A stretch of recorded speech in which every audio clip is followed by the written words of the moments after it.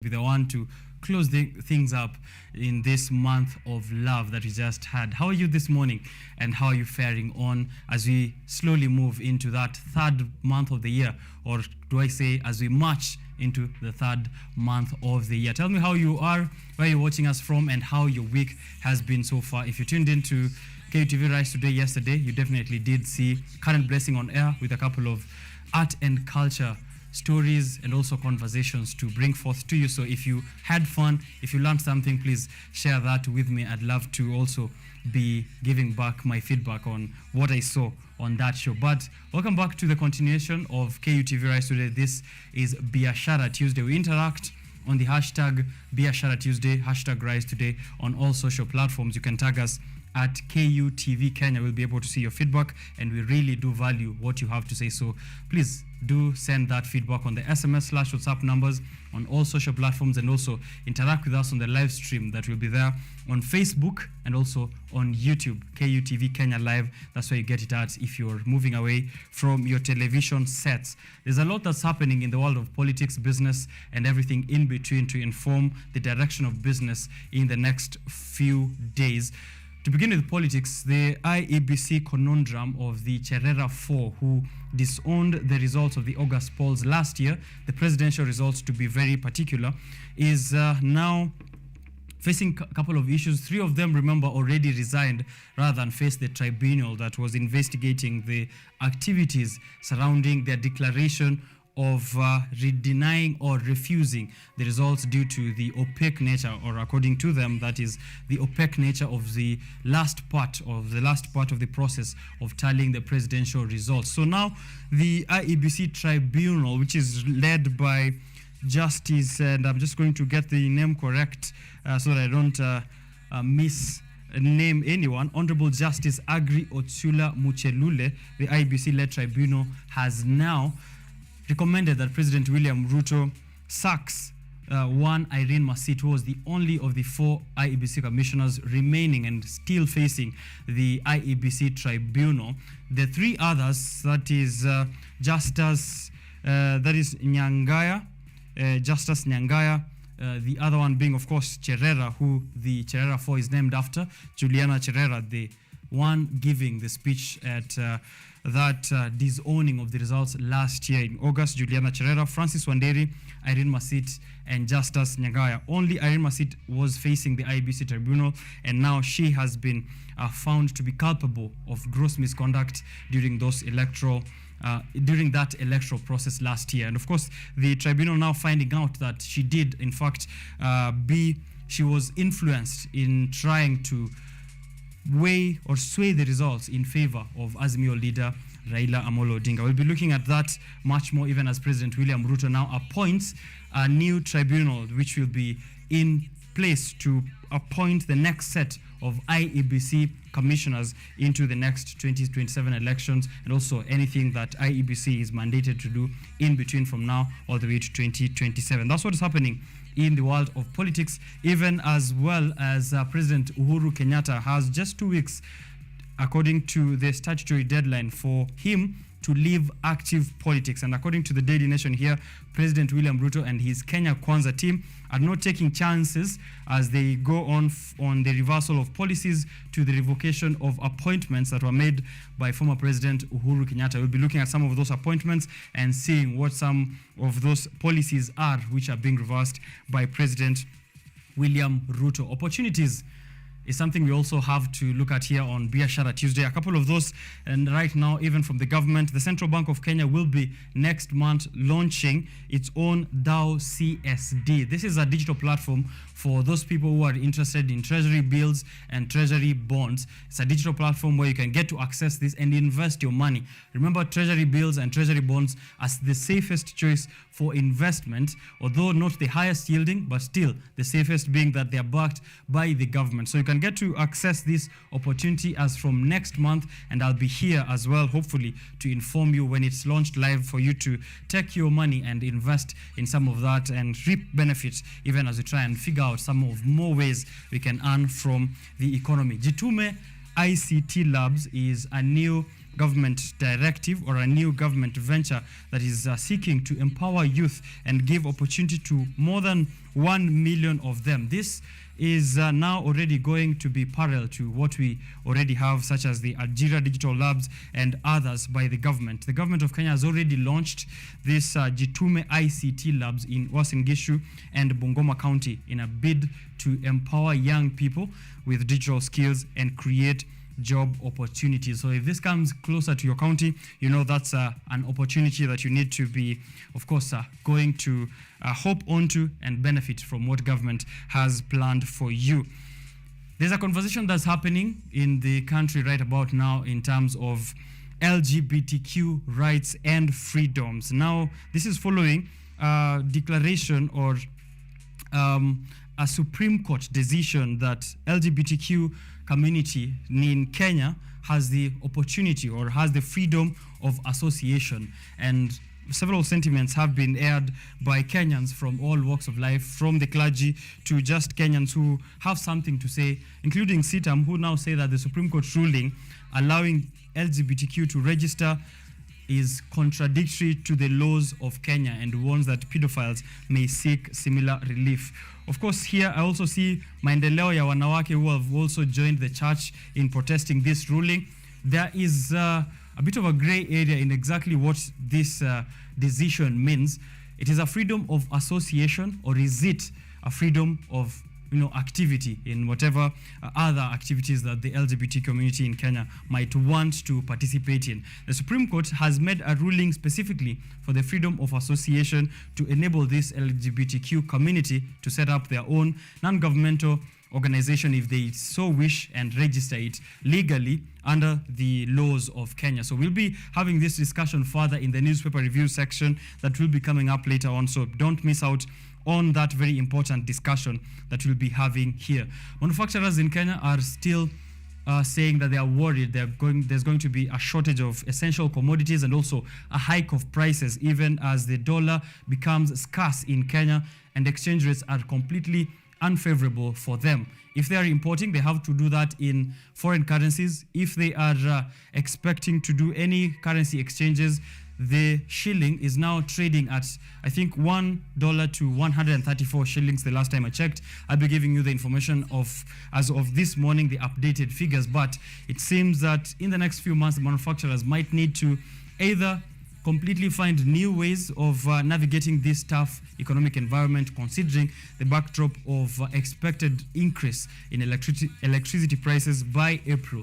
So that plus the shortage of dollars might see essential products see a shortage and also a hike in prices. So we'll be having a look at that and also see what manufacturers can do to help cushion Kenyans from this kind of expected adverse effects. Finally, something else I'll be looking at this morning, a very interesting topic of discussion, is the governors across all counties and their performance so far. So it seems that the quest for better schools, better roads, better hospitals remains a mirage in most counties, in all counties actually, because it seems it's not a priority for counties here, according to the spending reports, which are now exposing that there's been very little allocation to development and growth in the past 6 months. There's a list here I'm seeing from The Nation from a report last week where they have detailed every single county, or at least most counties, where they have seen a very big problem. And you won't believe who's on top of this list. A report shows that the governor for Kisii County, Simba Arati, who has been the loudest, by the way, in efforts to weed out ghost workers from the county since being sworn in last year. It shows here that over the 6 months that he's been in office, for every single shilling he's requested to channel towards the county's development projects, he requested 93 to use on recurrent activities, mainly on salaries and allowances. This means that not much of money allocated to him was being spent on development, but most of it has been spent on giving out allowances and salaries.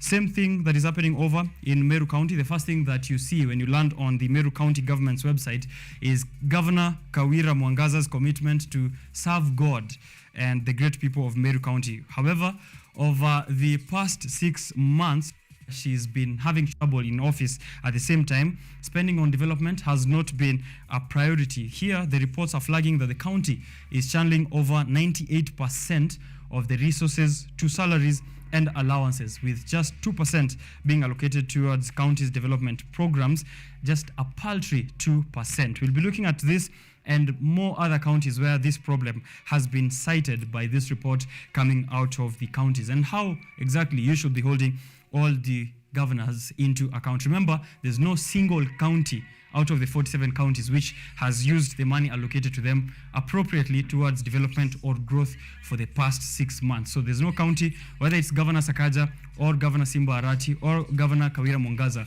none of them have performed as to what is expected in the past 6 months. That's something to think about as we begin this show. Tell me your feedback. I'll be sampling it, as I said earlier on, as we go on with the show. Right now, taking a look at traffic updates coming from the roads, current traffic and transport conditions in the city and also elsewhere, courtesy of Ma3 route and also courtesy of you. Inform me that on Twitter, mostly at KUTV Kenya. Tag me at Richard_Kenye, and I'll be coming back to give you those updates, and then we can get back to matters of Biashara Tuesday. Welcome to this show. My name is Richard Okenye. I'll be the host all the way to the end. Let's kick it off.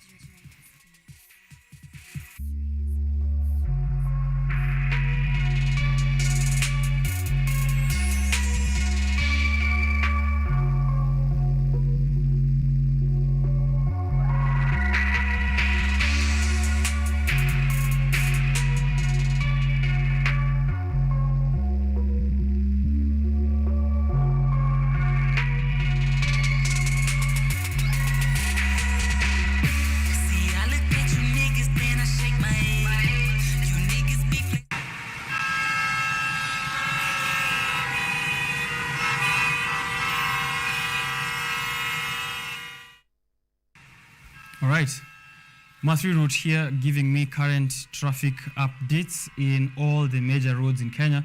And at Mathari, right outside Muthaiga Square, service lane completely blocked by 2 trucks. Police and recovery towing trucks are on site. It seems there must be an accident there, so I'll be getting more information. But if you are at Mathari, right outside Muthaiga Square, this is on Thika Road, I believe. Muthaiga Square should be on Thika Road. So if you are headed to town on the service lane, it's blocked by 2 trucks, police and recovery towing trucks, which are on site. There are demos here I'm seeing at Ndururumo in Theta Ward, Juja constituency of a poor state of roads. Please take alternative route and avoid Mashinani Bridge. We saw demonstrations as well last week in Kajiado over poor roads, poor state of roads as well. And here we are seeing also the same thing in Theta Ward, in Juja constituency. It seems like a revolution of sorts if we are to use the 2 weeks following each other as evidence. So let's see what happens next week in any other roads. Fatal accident, but please do avoid, of course, as you've been told, avoid Mashinani Bridge if you are over in those sides. Fatal accident, someone said fetal, but it's fatal. Fatal accident at Karai, Naivasha, the wreckage of a South Pole bus after it plunged into a ditch, killing close to 3/4 of the occupants, and several have been injured. This is in Naivasha, so we'd love to get more information. It seems that it happened yesterday, 20 hours ago. A question here this morning by Cake Foodie: how do police make people overspeed, overtake round corners, blind spots? How do they make people drive defective cars?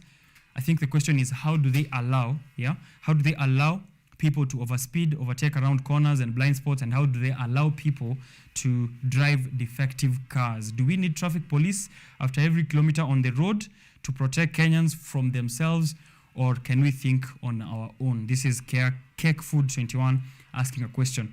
I think that's food for thought for every single road user in Kenya. Avoid service lane on Thika Road. As I said, there's a road accident at Muthaiga. Thika Road inbound, things are thick all the way from KU to Roysambu. Parking lot kama kawaida, and that's all I'm receiving here. Thika Road, all complaints, and nothing good to know here this morning. There's a jam between Githurai and Car Wash, still on Thika Road. On Mombasa Road, Kenha has made passengers wait for and board PSVs from trenches and bunkers. There are no designated stops for public transport vehicles, and this is criminal.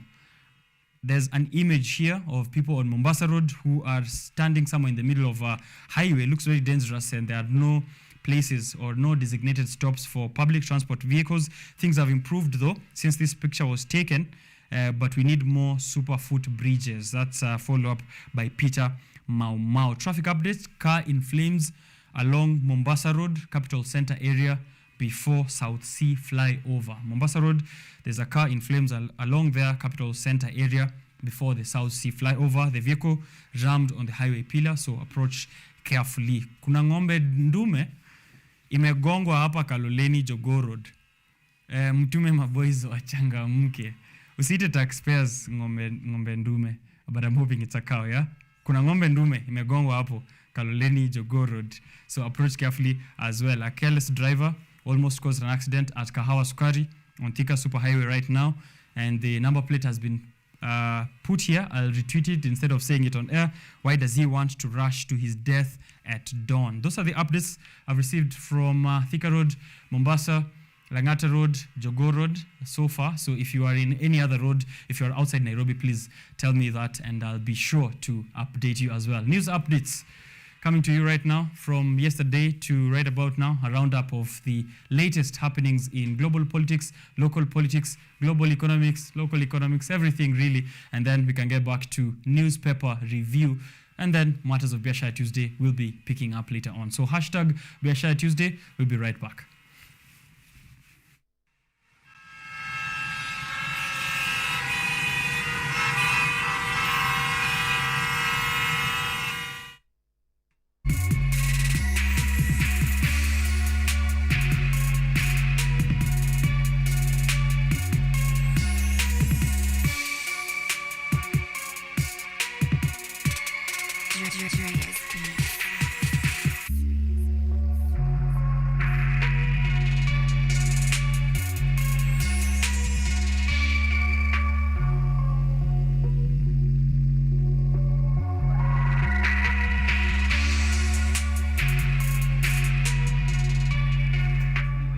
All right.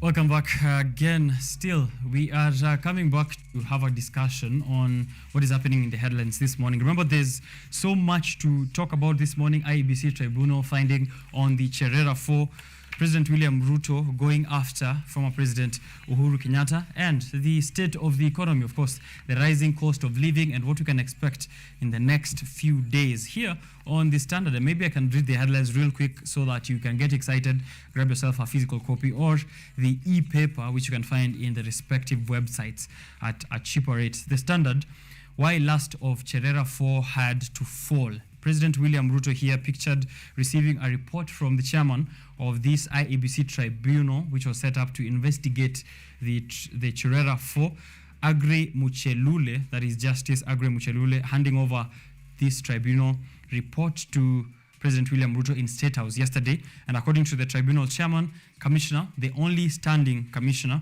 or as of yesterday, the only remaining commissioner, Irene Masit, sank out of her own failure to challenge evidence which was adduced against her, and instead she questioned witness credibility. We'll be delving much more into that story. The Business Daily prioritizes Kenya Power, which is now testing regulators with bills set in dollars and euros. So KPLC, or formerly KPLC, now Kenya Power, says the move is to ease fluctuation in forex rates, as now the shilling is suffering against the dollar. So Kenya Power will start charging some of its customers in dollars and euros to shield it from the foreign exchange losses following the weakening of the shilling.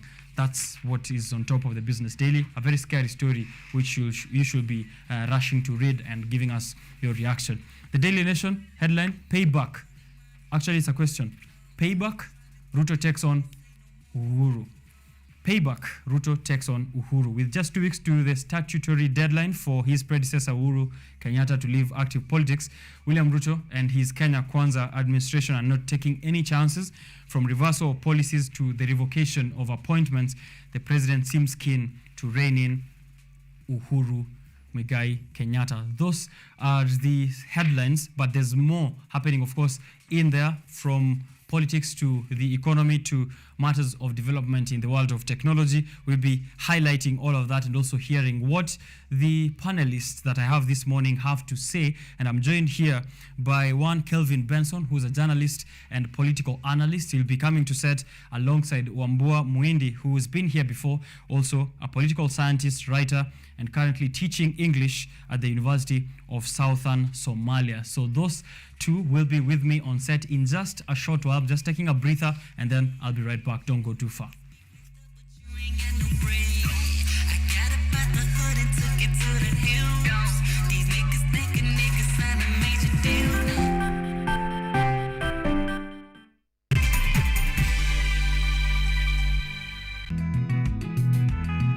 Kurunzi ya kilimo huimarisha afya na uchumi endelevu katika jamii.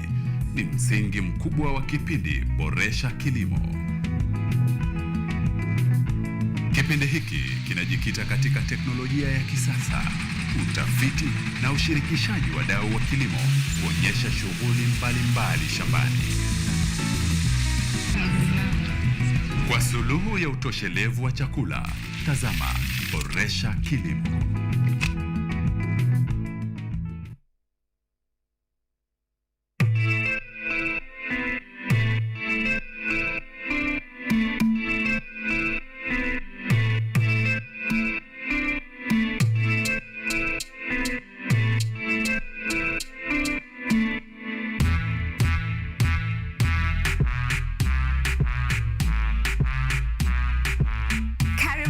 To the Church O'Clock Show. I'm your host, Esther Becky. And my name is DJ Terrell. We start you off with a word of prayer and get you started with a live transformational worship experience. And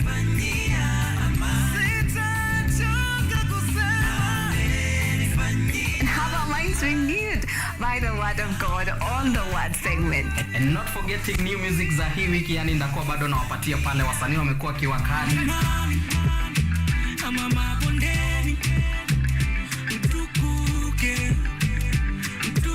So make sure manzo umetune in because zitakuwa zina flow pia pale mixes kwa wingi, yani zitakuwa zina come through, and pia performance yani from our gospel artist hapa on Gospel Art from 7 to 10 a.m. only on KUTV.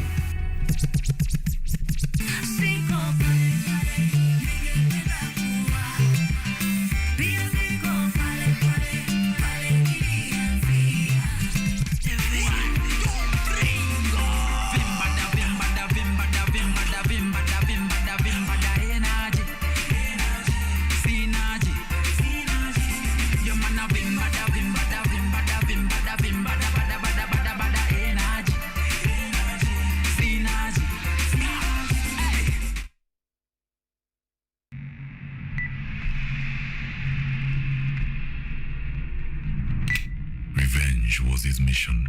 Subhanaka Allahumma Rabbana wa bihamdika. Tough choices was what she was left with. The battle between the two puts the whole city in danger. Lulu Maua.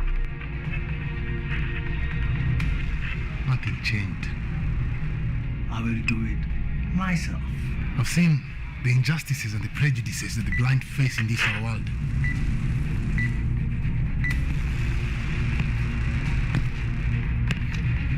I can't do it. Jenny! Kafir!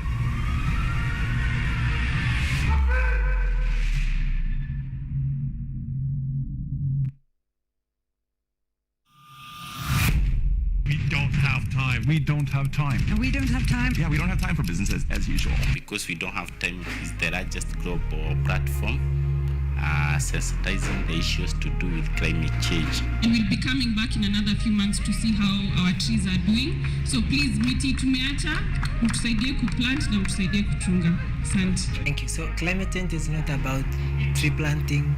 It's all about life. It's all about how can you make something sustainable? How can you make something breathe?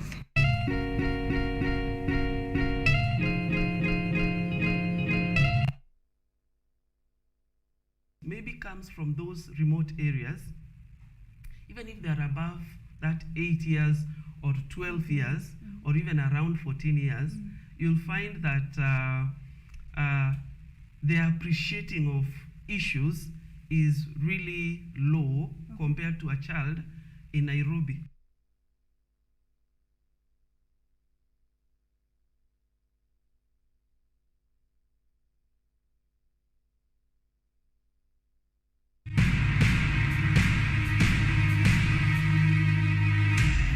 A loving husband and father. Nothing is too good for my daughter. An ambitious businessman with a dark secret. A girl with a whole life in front of her, plunging into a marriage that she did not choose with the wrong man. I'm not ready to marry Zewa. But who is the right one? I love Nambi. A rock star, living the dream. But the babes keep chasing me, I guess. It ain't easy being famous. Especially with so many glamorous women around. A woman hell-bent on revenge. He will pay. Seductive, dangerous. She is a predator. Everybody needs it. Everybody wants it. They will do anything to get it. Love and wealth.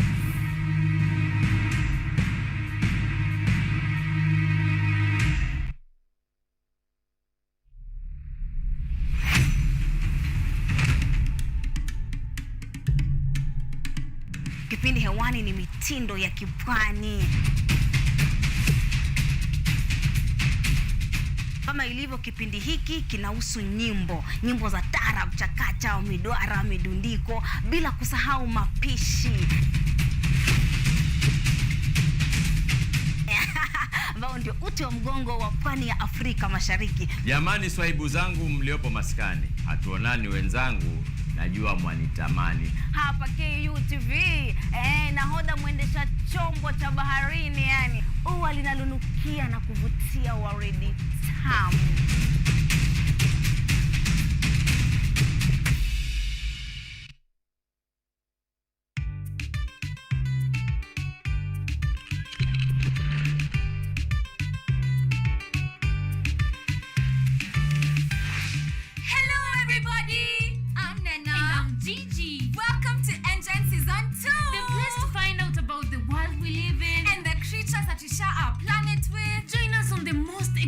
Adventures across the African continent. See breathtaking wildlife, stunning landscapes, and out of this world technology. Meet incredible scientists and learn fantastic facts. Explore, discover, be amazed. Be part of the next generation of African change makers. Be a part of ENGEN, Africa's #1 science discovery program. Yay! We're learning every day.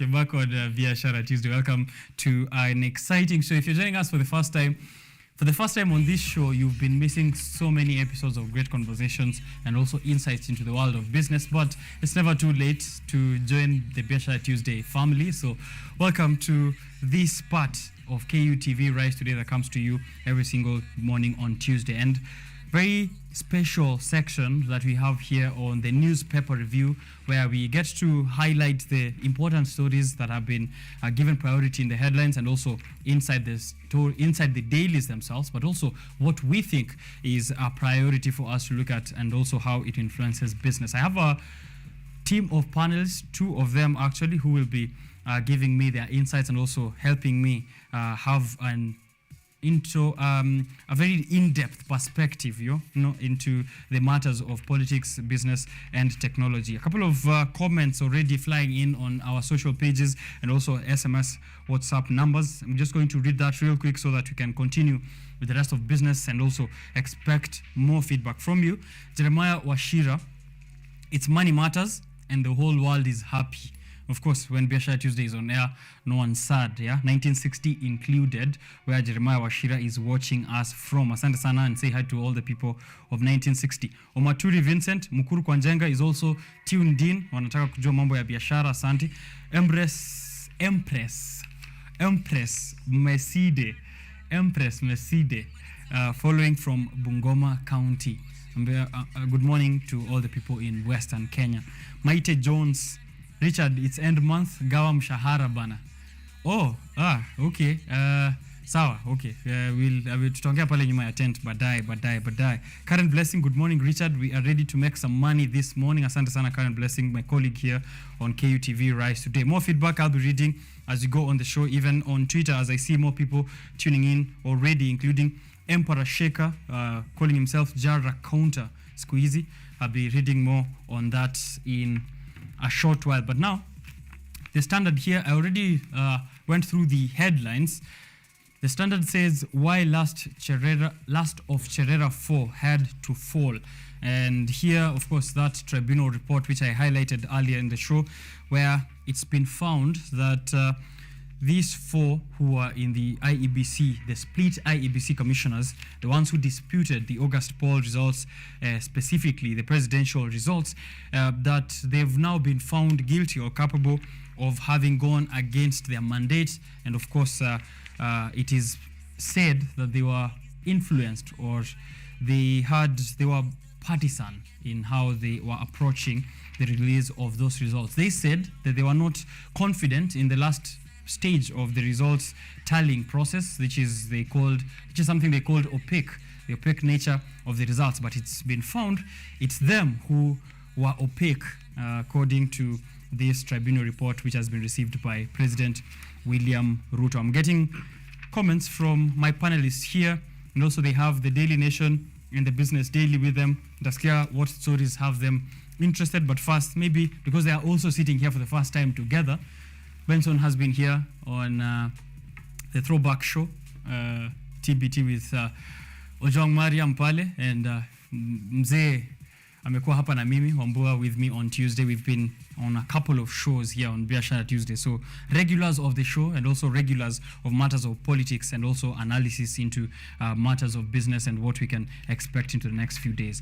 But first, maybe, guys, introduce yourselves to my audience. Alafu, we can get to hear what you have to say in these stories ambazo zimepachikwa hapa. A very good morning to our dear viewer. Welcome back to the show. Remember, we are talking all matters politics, discuss what is making headlines. I want to dig deep and even understand what they think about the Cherera 4, the previous case that has been there. Talk of Manchester United winning a cup, silverware for the first time in 6 years. Such are some of the stories that we will highlight and ensure that indeed you get a clear understanding of what transpired. Yeah. Okay, that's correct, because that's Benson. Shy of saying his name, I don't know why. Unajulikana sana. Unajua pia popularity is a thing to consider. Wambua. Good morning, everyone. It's a pleasure to be here, and we'll see what the dailies have. So yeah? Yes. Welcome back to the show, bro. Thank you very much. How's it been? Everything has been cool. We are living and letting life. Yes. Okay. Yes. Of course, you have to go with the flow. Definitely. Interesting stories which are grabbing the headlines this morning. I don't know, maybe we can go around the table and hear what is interesting to you, and then I can pick it up from there. Okay, so if I were to start, although I understand contextually where I am, we would talk about China Square, but we wouldn't really venture into it as much. I would also be interested in politics in terms of UDA and what they are doing to their party and with the current absorption of Cleopas Malala. Right. And although I'm disappointed, you see our rivers are drying and it doesn't seem to make news. Oh, yeah, I'm that's wondering. true. I'm wondering. That's Now true, you see, River. for me, it's Biashara Tuesday. Yeah. We know our economy survives on agriculture, subsistence, much of it. So our rivers are drying. River China is drying. Rivers from Mount Kenya. River Nyando is done. Yeah, so I'm wondering, why is that not news? Right. It's not anywhere on the headlines. It's not anywhere in the stories. Not inside even here. tucked inside here. Not even a squeeze at the back of the sports. Nothing. Again. Disappointed by the editors. Yeah. And those are editors of the Daily Nation. Another thing I would want us to talk about KRA itself, something to do with Kenya Power, and also the illicit brew that we are having left, right, and center. All right. Yeah. That's great. We'll be, of course, having a rundown through all those various issues. Pia Mzee Benson, you would also talk about the China Square story, and also, I think, the Cherera 4. Any other interesting story here that we can pick up on? Talk of this man, Cleophas Malala, who really has moved. Remember, this was a man who was a very close ally of the opposition. But now joining whatever we are calling the United Democratic Alliance is something to talk about. People are talking about it, even in the internet. And I think netizens have their own views. People are saying this because of power. Everyone is fighting for him, his own self. Yeah. The Battle of the Mountains also has been addressed, and we are talking of do we have really a battle between rather Ruto and Uhuru, the former president. Some say that William Ruto is trying to pay back or get back at the former president. These are some of the stories that have been highlighted because we have the theaters of war. They are being called the Ruto-Uhuru battles. Right. Sure thing. Of course, we'll be seeing whether there really is.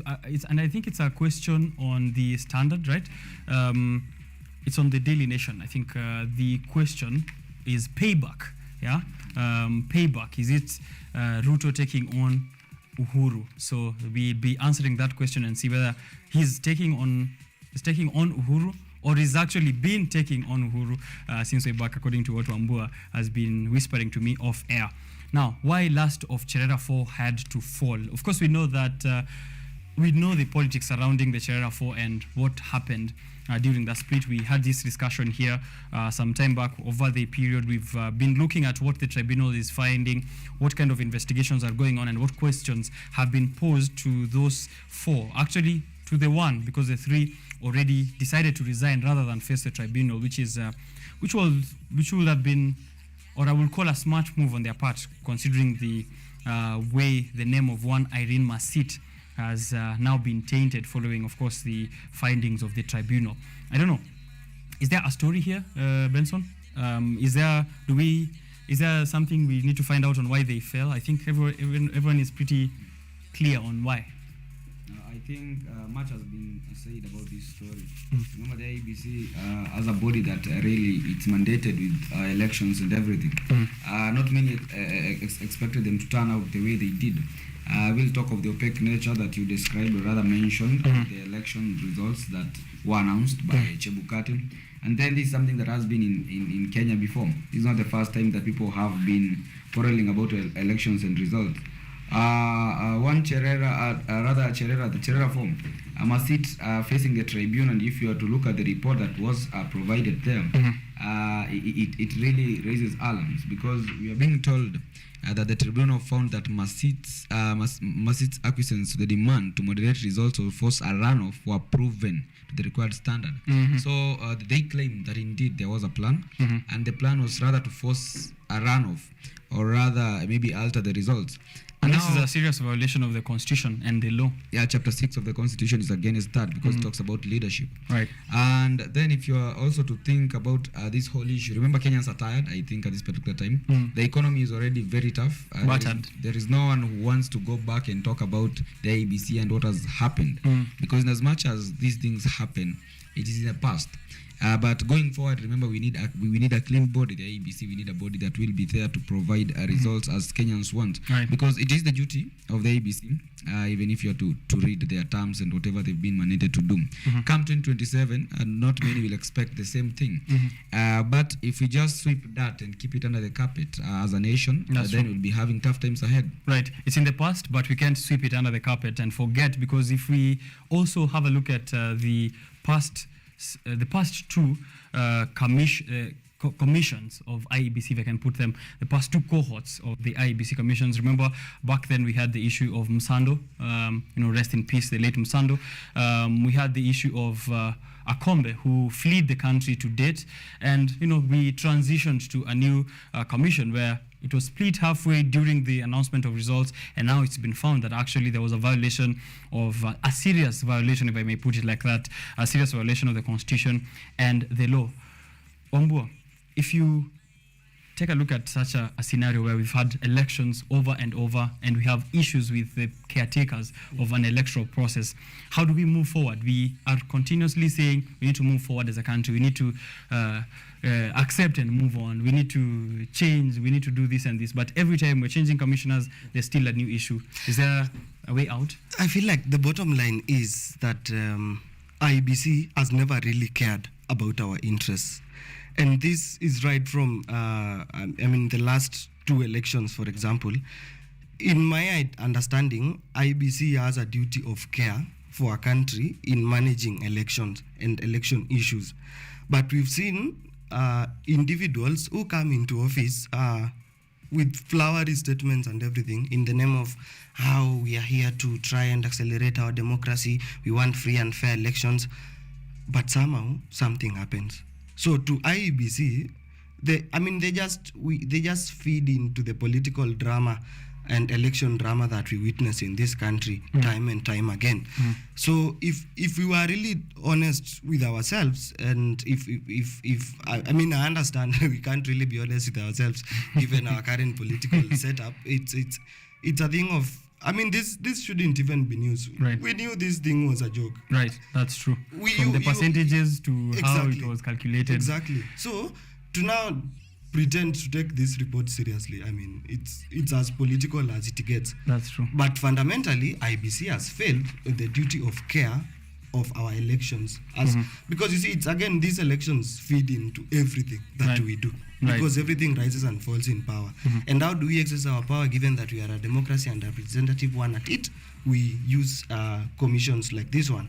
But instead, they treat us to suck us here and there, year in, year out. Right. Here, the tribunal ruled that the actions by Commissioner Irene Masit clearly show that she was amenable to improper influence, as you've mentioned there, of course, political, the playing to the political tunes of the country, and that she could not be trusted to be an impartial and neutral arbiter. Now here, President Ruto has already appointed a new tribunal to be the one that's appointing or overseeing the appointment of the next set of commissioners.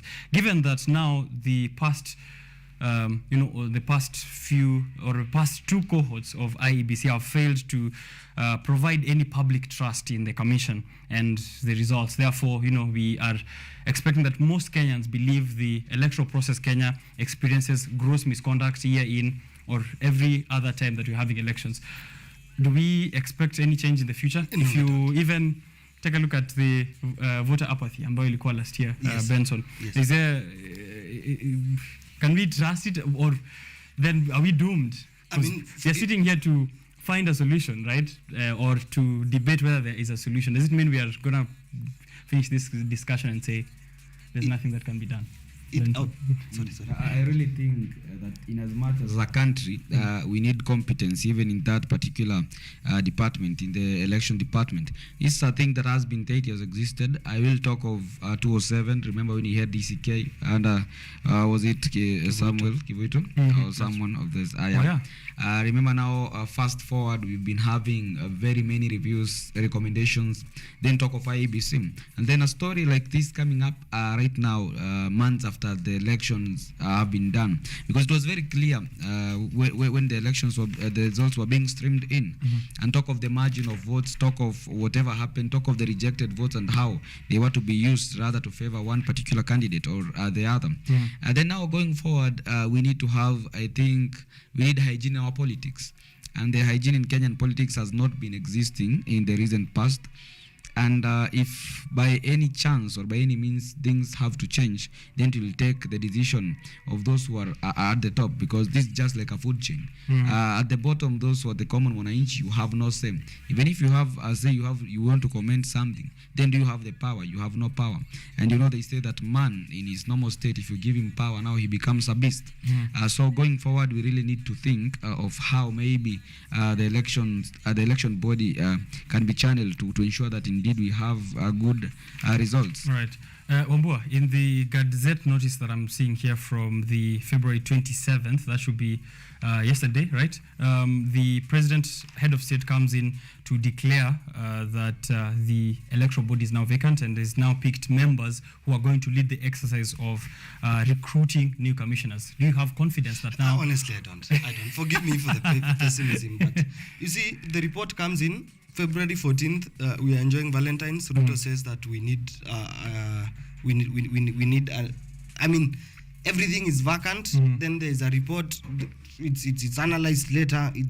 I don't know. I honestly don't trust that we will have a legitimate constitution of a body that will take care and good care of our elections, because there is a lot of dishonesty that has gone around since our last elections, and no one seems intent on addressing it. It's Raila Odinga is this, and Raila, I respect you, but now you see these things, including the issue of the appointment of these 7 members of the tribunal. Raila Odinga came out, of course, a few weeks ago, saying that the amendment, that is the IEBC Amendment Bill 2022, which was passed into law by, which was signed into law by President William Ruto, he's disputing the constitution of members of this panel, saying that there is influence from the Kenya Kwanza government, and he's trying to address the same, which means if we are heading to another electoral cycle, it's not going to be seen as a free and fair process. Same forest, same monkeys.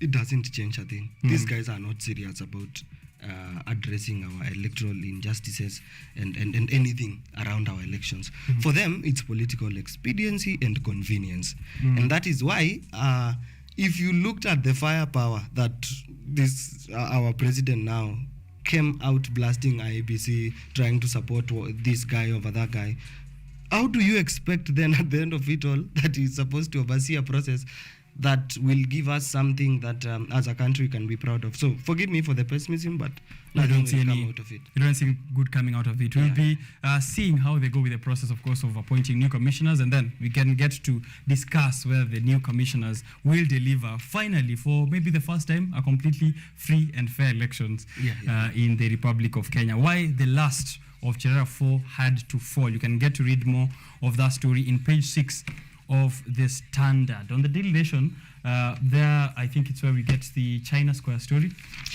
Yeah, and really for me, if I might go first, it's honestly, it's problematic, because the kind of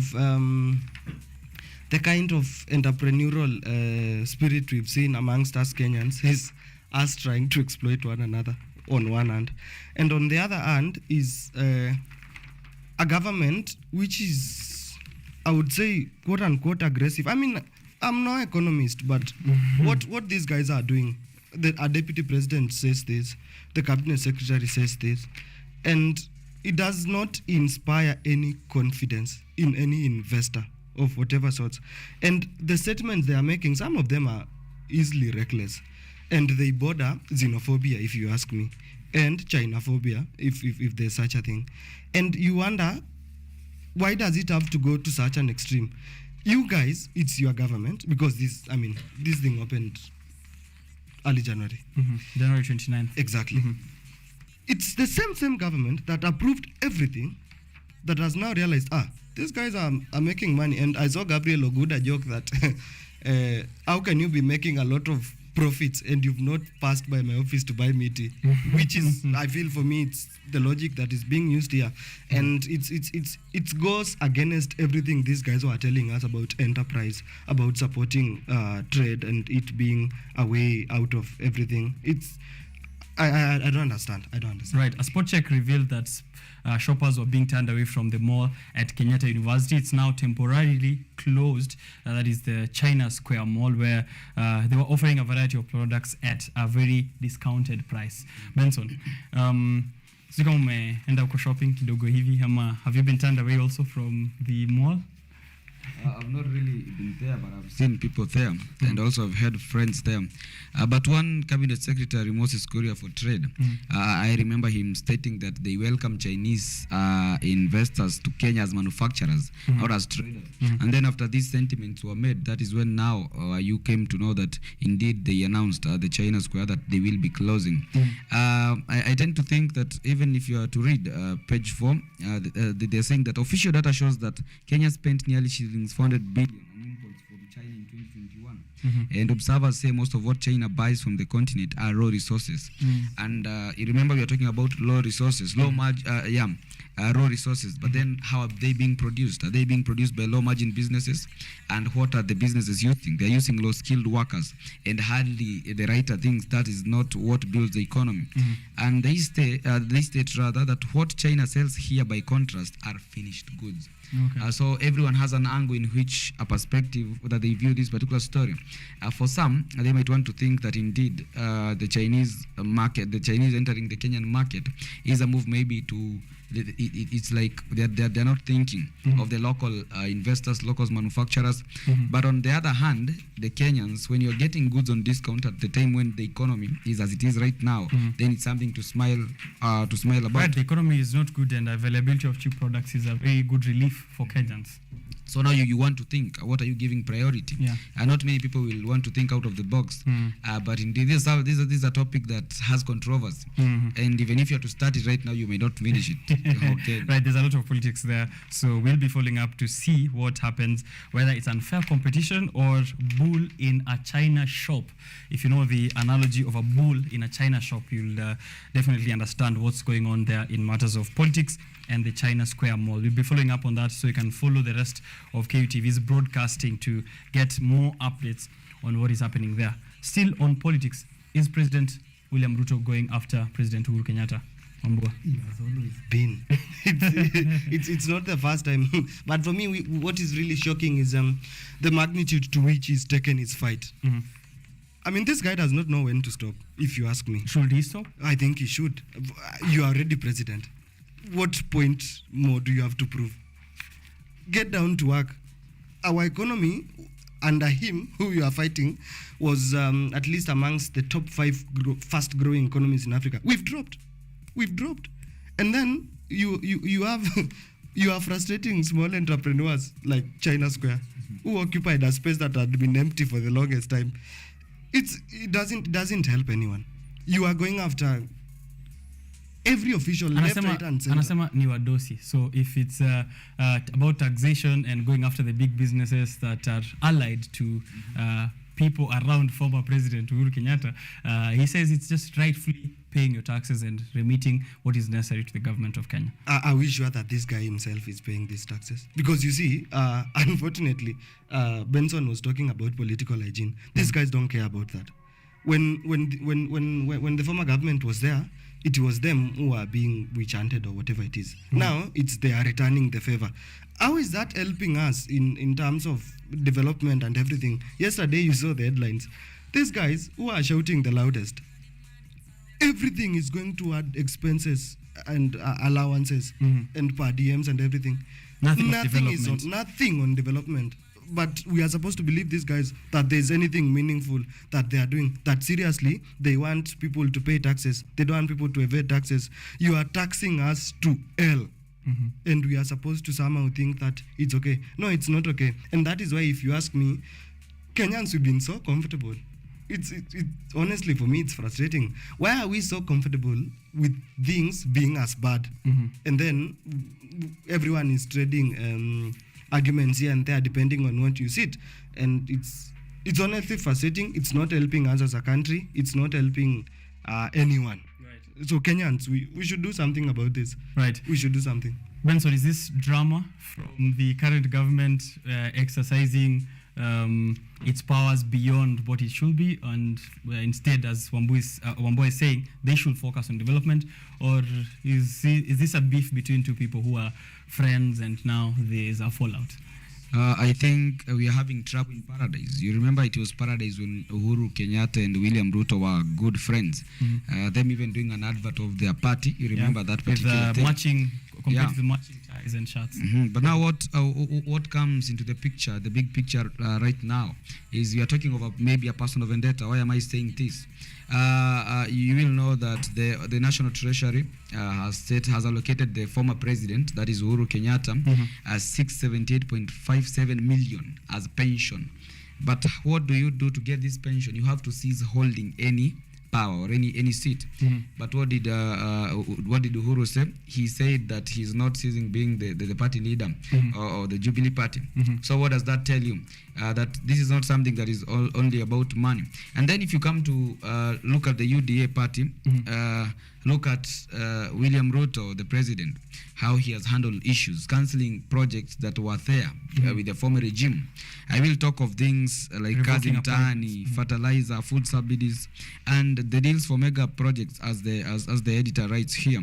And we are talking of in a span of 2 months, Ruto has reversed at least 17 key policies, directives, and projects. What does that tell you? That is tell you that it's like they are fighting each other, asserting dominance, what I'll rather call it. But come to think of it, and if you want, I think still Uhuru Kenyatta wants to be the picture of politics, because he said that whatever Baba will tell him, if you are to do this, you will do this. And why does he maintain this? He states that it is because this particular person supported me, and I want to support him also, and even said come 2027. But then the other thing that you should want to focus on is how the current DP, Mr. Gachagua, addresses the issues. I remember his sentiments when he said that those who never voted for him, or rather things of shareholding and everything. So come to think of those three in the picture, they now narrow down to your narrative. All right, so it seems maybe that there's a way to deal with shareholders, and there's a way to deal with non-shareholders, who are just people taking a look at how the company is faring on, the Kenya Kwanza company, aka Kenya. And really think about it. Right. The audacity to make such a statement and reiterate it. What does that say about the guys we have entrusted with state power in this country?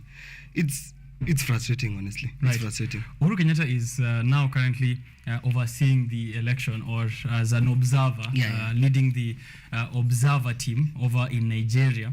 And already yesterday, there's questions of mass rigging that's happening.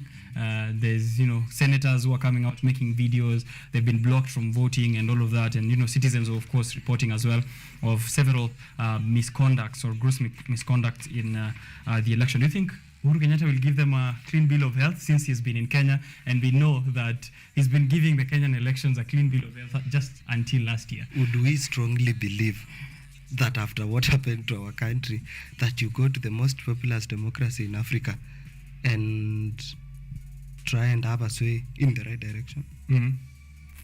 Possibly not. I doubt. Possibly not. Yeah. Does this, by the way, now that we already have that happening, does this put, as he said, Uhuru Kenyatta, there's more to what he's involved in politics than the money, because he can forfeit the perks of a former president, but still stay active in politics. Is there anything that you pick up from there, Wambua? Do you see some form of direction that he's taking, or this is just a former president having fun? You see, for someone who, I think, in my opinion, became president by chance, everything is... wow. For him, nothing is as measured, and I think he's just in it for the long run. Yeah. Okay. It doesn't seem particularly to have any serious agenda. Even when he was in government, his deputy was accusing him of just using government to make money for himself and his family. Whether that is true or not, we can always discuss. Right. Yeah. It does not seem to have a clear outlined agenda. If you ask me. On what he's taking in. And then you see, he has useful idiots here in this Kenya Kwanza government, because you have people oping left, right, and center, the likes of Cleophas Malala. And again, it's just the political hygiene. Do these guys believe in anything apart from power? Right. Because if they did, then, I mean, some things would make sense. But now, You have a guy who was hardcore ANC. Instantaneously is UDA and preaching that gospel so eloquently. It beats me. Jumping ship, Benson. Jumping ship has happened. Cleophas has jumped ship. We've seen several members from Jubilee, over 30 MPs, from ODM also a few of them, independent members of parliament, so many others, including Professor Tom Ojenda, saying that he is actively in ODM and Azimio, but still working with the president to deliver to his people. Is there something that we can pick up from this switch in parties? Is it an issue of power playing its role, or is it selfish interest from politicians? I will tend to think of politicians being people who are very selfish. And the reason why I say this is that maybe someone is looking at the future, the long run. So I'm staying at a party that has no one, or rather no, even the number of senators, maybe the number of MPs in parliament. There is a party that has more than the other. So you tend to think of yourself or your side. So in as much as you might be in power for 5 years, then what next after that? Okay. Because I want to think that many will be waiting for next week, when that will be the deadline, and the government will want to see how Uhuru will handle this issue, because the deadline for him to resign from the party leadership, quit politics, or lose those state parks is by next week. So after that, then now you'll start to see a different approach to things. But I tend to think the likes of Cleophas Malala, these are men with plan. You know, they say the 5 P's of life. Prior planning prevents poor performance. So everyone is looking at his own side. How well am I prepared for the next battle? Right. But come to think of this as politics. Come to think of this as politics, Wambua. Then now, even if you are there as a person, then many will say that they would have focused on their interests as individuals. You know one thing, I will like to quote Lumumba. Lumumba gave a case study, and he was giving an explanation. He said that how is it, assuming you're a cow, how is it you're tied to a post but you cannot eat the grass? You are a cow. But then Lumumba gave an approach, and he said that even if you are the cow, the grass does not belong to you. So you don't have the right to eat the grass, that in as much as you are tied there. Okay. Does that bring any picture to our politicians? All right. That's a good leave that to Ambua to look at that. Ambua, before you make your statement there, someone would pick up the statements that Benson has made there, and of course, looking at what has been developing, people switching parties, and also President William Ruto now having a majority in both houses. Someone will call him a political genius. He said that the most prepared ones for the next battle are the ones who will win it, right? So do we call him still, as they did leading to the elections of 2022, will you call him a political genius? No. If you ask me, there's nothing genius about the guy. He just has a way of getting useful idiots to his side. Because, again, for me, my point is simple. If these guys, our politicians, believed in anything, let even not believe in us, or that they should have an agenda of development or anything. If they just believe and could stand for anything, this does not mean that you shouldn't be bipartisan in whatever you do with the comments like people like Ojeda. My point is simple. If you really believe in Project Kenya, you want us to develop, there are certain basics which you have to stand by. These guys don't. Their allegiance is not even to us. People who voted for them to be in positions of authority, their allegiance is to power. Oh, Ruto, you are in power. We'll come. Oh, you want us to be in UDA? We don't mind.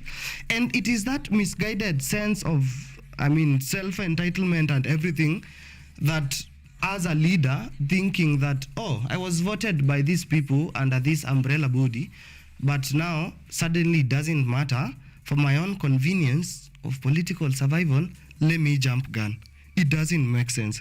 And we will continue to have these problems as a people, as a country, as long as we have leaders who stand for nothing. Right. Because a man who does not stand for anything will fall for anything. Right. Yes. And a man who stands now for something, and standing by the side of his spouse, is Mudavadi, who's now constituted the office of the spouse to the Prime Cabinet Secretary.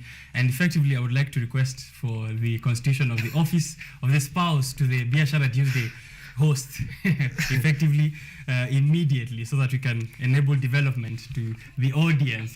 But I think there has to be there'll be a problem there because we don't have a spouse to the office of the Biashara Tuesday host. So one step at a time. But more seriously, Okenye. Yeah. Mudavadi. We saw office of the first daughter. They rubbished it. But Mudavadi. Office of what? I mean, it's preposterous to say the least. Are we going to see more of this going into the future? Because I've not seen any comment from President Ruto as he did with his daughter when he said that it's just watoto wanacheza cheza. Is Mudavadi also mtoto anacheza cheza? But this guy is not a genius. You called him a genius now. You see? I asked whether he's a genius. He isn't. Clearly he's demonstrating it. Because you can't have your chief minister doing the odious of things and you are just there. You can't have your cabinet. I mean, rein in on these people to the very least. He pretends to be a guy who cares about us, about having control and everything. But your DP is running his mouth, left, right, and center. Everyone around you is running their mouth, unfortunately, including your own daughter. But what do you do? The king is naked and no one wants to tell him the truth. You ask us to pray for rain. We do that. You have a national drought management authority. It does nothing. You have bandits fighting people there. You send the military without parliament. It doesn't make sense. Benson, and they burned through a budget the past 7 months. Office of the President, both DP Gachagua and President William Ruto have now requested for more funding into their offices because they blew through what was budgeted for their offices. And now we're seeing Office of the First Spouse and maybe Office of the Side Chick by next week. I don't know what direction this is heading. Selfish leadership. This is Kenya for you. And talk of Mudavadi when they were launching this office. And then the role that they are saying, the role of this particular she's being called Tessie, that the role it will see her join Mama Rachel Ruto. And who else is she joining? Pastor Dorcas Rigathi. And what are they saying? It will be driving the development agenda of the Kenya Kwanza administration. In the constitution, nothing like that exists. Nothing like that exists. We've seen the current government. We've seen First Lady Mama Rachel Ruto being passionate about the economic empowerment of women, the brains and everything. That is the angle that is being brought to Kenyans. But now you're thinking of this office that Mudavadi has really stated that it must be there, it must exist. Remember, this is a woman that has power. She belongs to the Prime Cabinet Secretary. And Mudavadi has never been in the picture. I don't think many would have pictured him to be in government right now by, say, before the elections or sometime before. That's true. Yeah. Because we were talking of people going to Canaan, but not all reached. But when this particular person has reached Canaan, then now you will know that indeed he has reached Canaan. Right. He now has an office for the first spouse, and maybe more of them coming into the future. Clearly, these leaders, even in the backdrop of our story developing from last week where we just mentioned there, governors all across the counties not prioritizing development, hefty salaries and allowances and all of those per diems. Nothing to do with Kenyans. Yeah, these guys... Let's just pray while the rest set up offices. It's I don't know. Maybe you should blur this, but I don't. To close up, I'd like a comment. To close up on politics, I'd like a comment from each of you. And this is following up on something I'm seeing here on page 10 of the Standard. DP's utterances, and I'm going to maybe add on that headline, DP's utterances / Kenya Kwanza's utterances / setting up of offices shows that Kenya Kwanza wants the nation to remain in a poll mode. If you notice, we are speaking of 7 months after the elections, but the kind of conversations we're having are still political in nature. They are still about the polls. They're still about what happened in IEBC, who should get a CS position, who should be rewarded what, who should get an office of the spouse, who should be sent to Manchester to watch a game between Manchester United and Barcelona. I'm not pointing fingers at Murkomen, and many other things that we've seen. We're seeing a small delegation by the CS for trade, the smartest CS in the Kenya Kwanza government, in quotes, CS Moses Kuria, who's doing a small delegation to Dubai with 30 people, just a small group, watu kidogo tu kwa ndege tu. And again, maybe to sneak in this conversation there was a report yesterday that whatever these guys are doing, they want to, it's a scandal in the making. They want to import things duty-free under the guise of trying to combat the catastrophe that is facing our ASAL regions.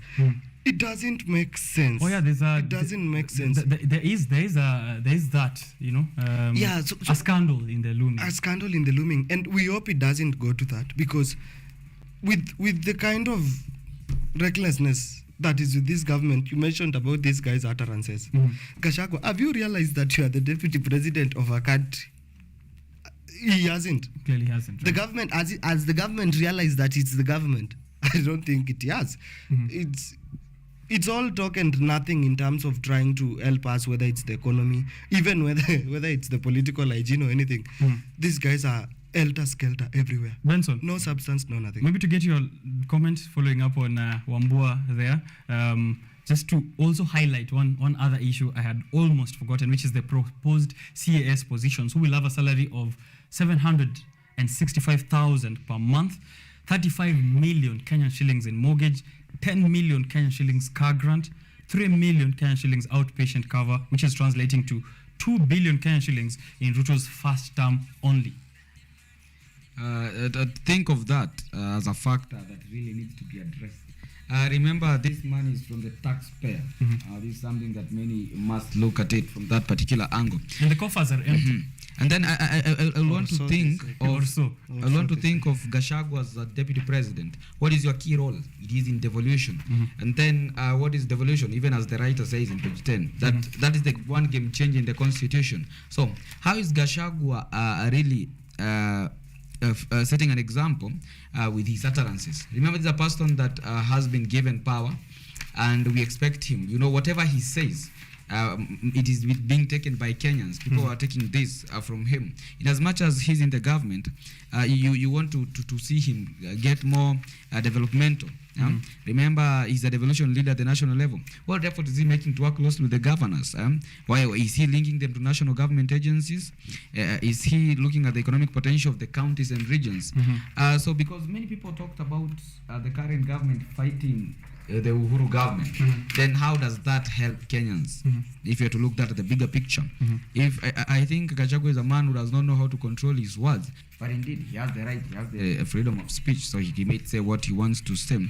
But I really think, as someone of his position, I think the freedom of speech comes with heavier consequences than the rest of us.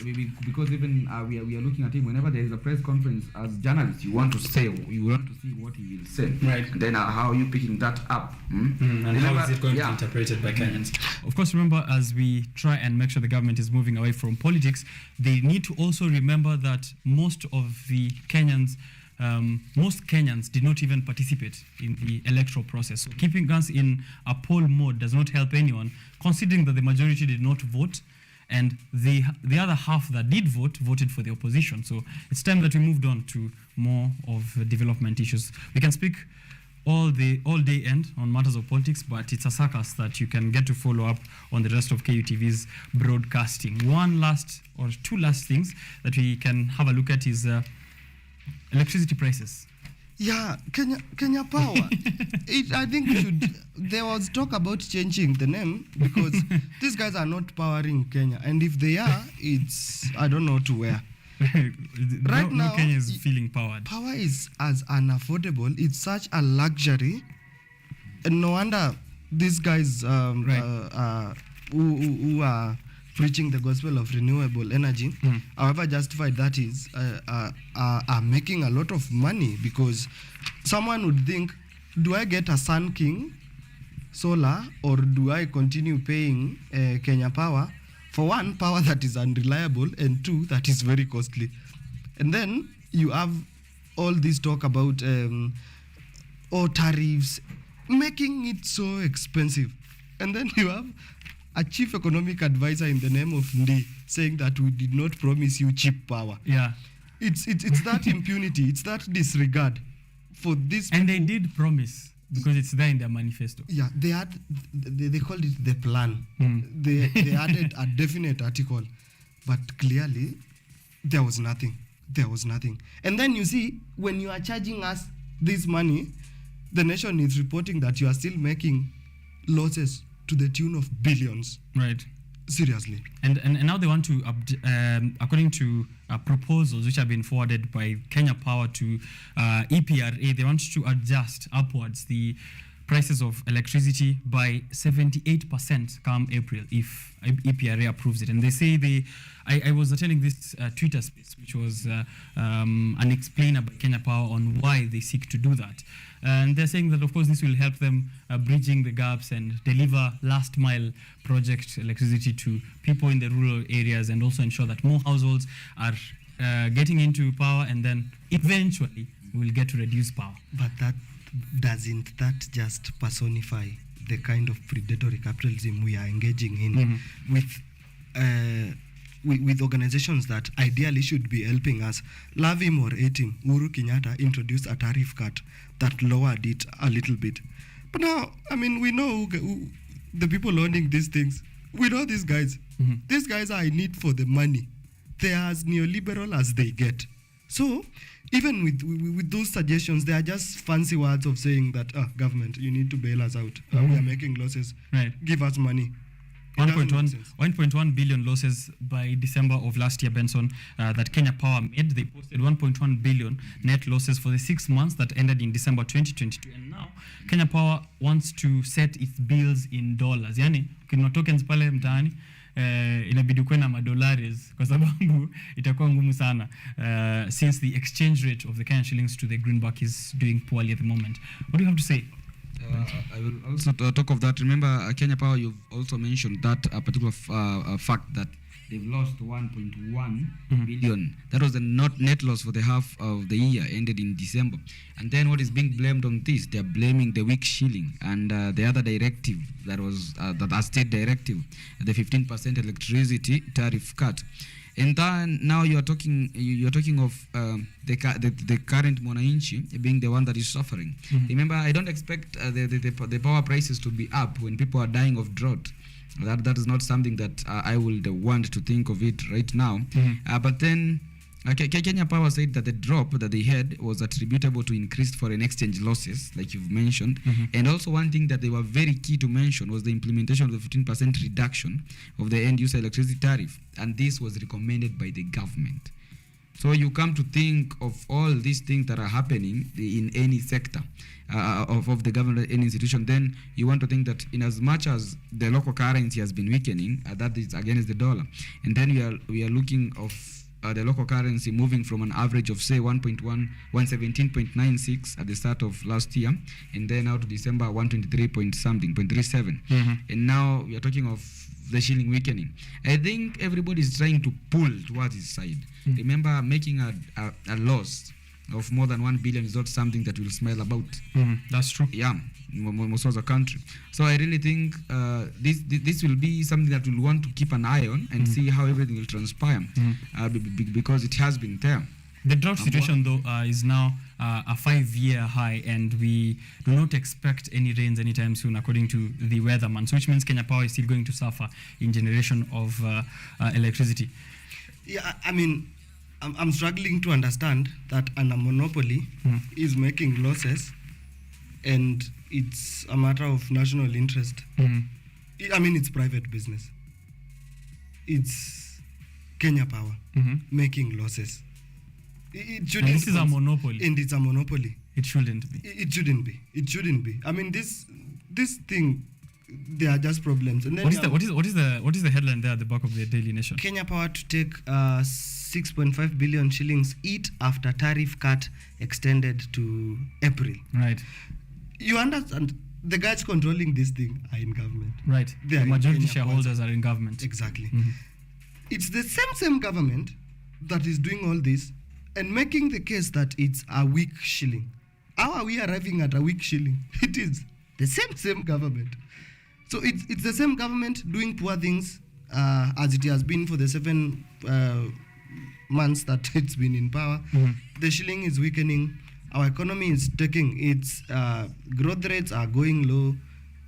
But somehow there are certain cuts. Subsidies have been withdrawn. We have a drought. The weatherman yesterday, I laughed at this. Our CS of environment was talking about modernizing our weatherman. I mean, these guys, they've never modern. Like, they are telling us we won't have rainfall, but they say, again, there's a caveat. It's not like they are certain. So the weatherman, they're not so sure. They are not so sure. And then it's that kind of laziness, because you can imagine in 2023 is when you are talking about modernizing the meteorological department. It's when digitization is a process that began so many years ago. So what have these guys been doing? Right. Parastatal that has been siphoning money, and we have a drought that they have metrics of measuring through the National Drought Management Authority, and it is so severe that if you look at the kind of reporting, Jill, the wife to U.S. First Lady, Lady she just Jill went Biden. back yesterday. Right. If you look at the kind of international press that Kenya got, even the simple descriptions of our visit to Kajiado or wherever she went. And I actually have it here. Maybe I can read that and then you continue with your remark. Yeah.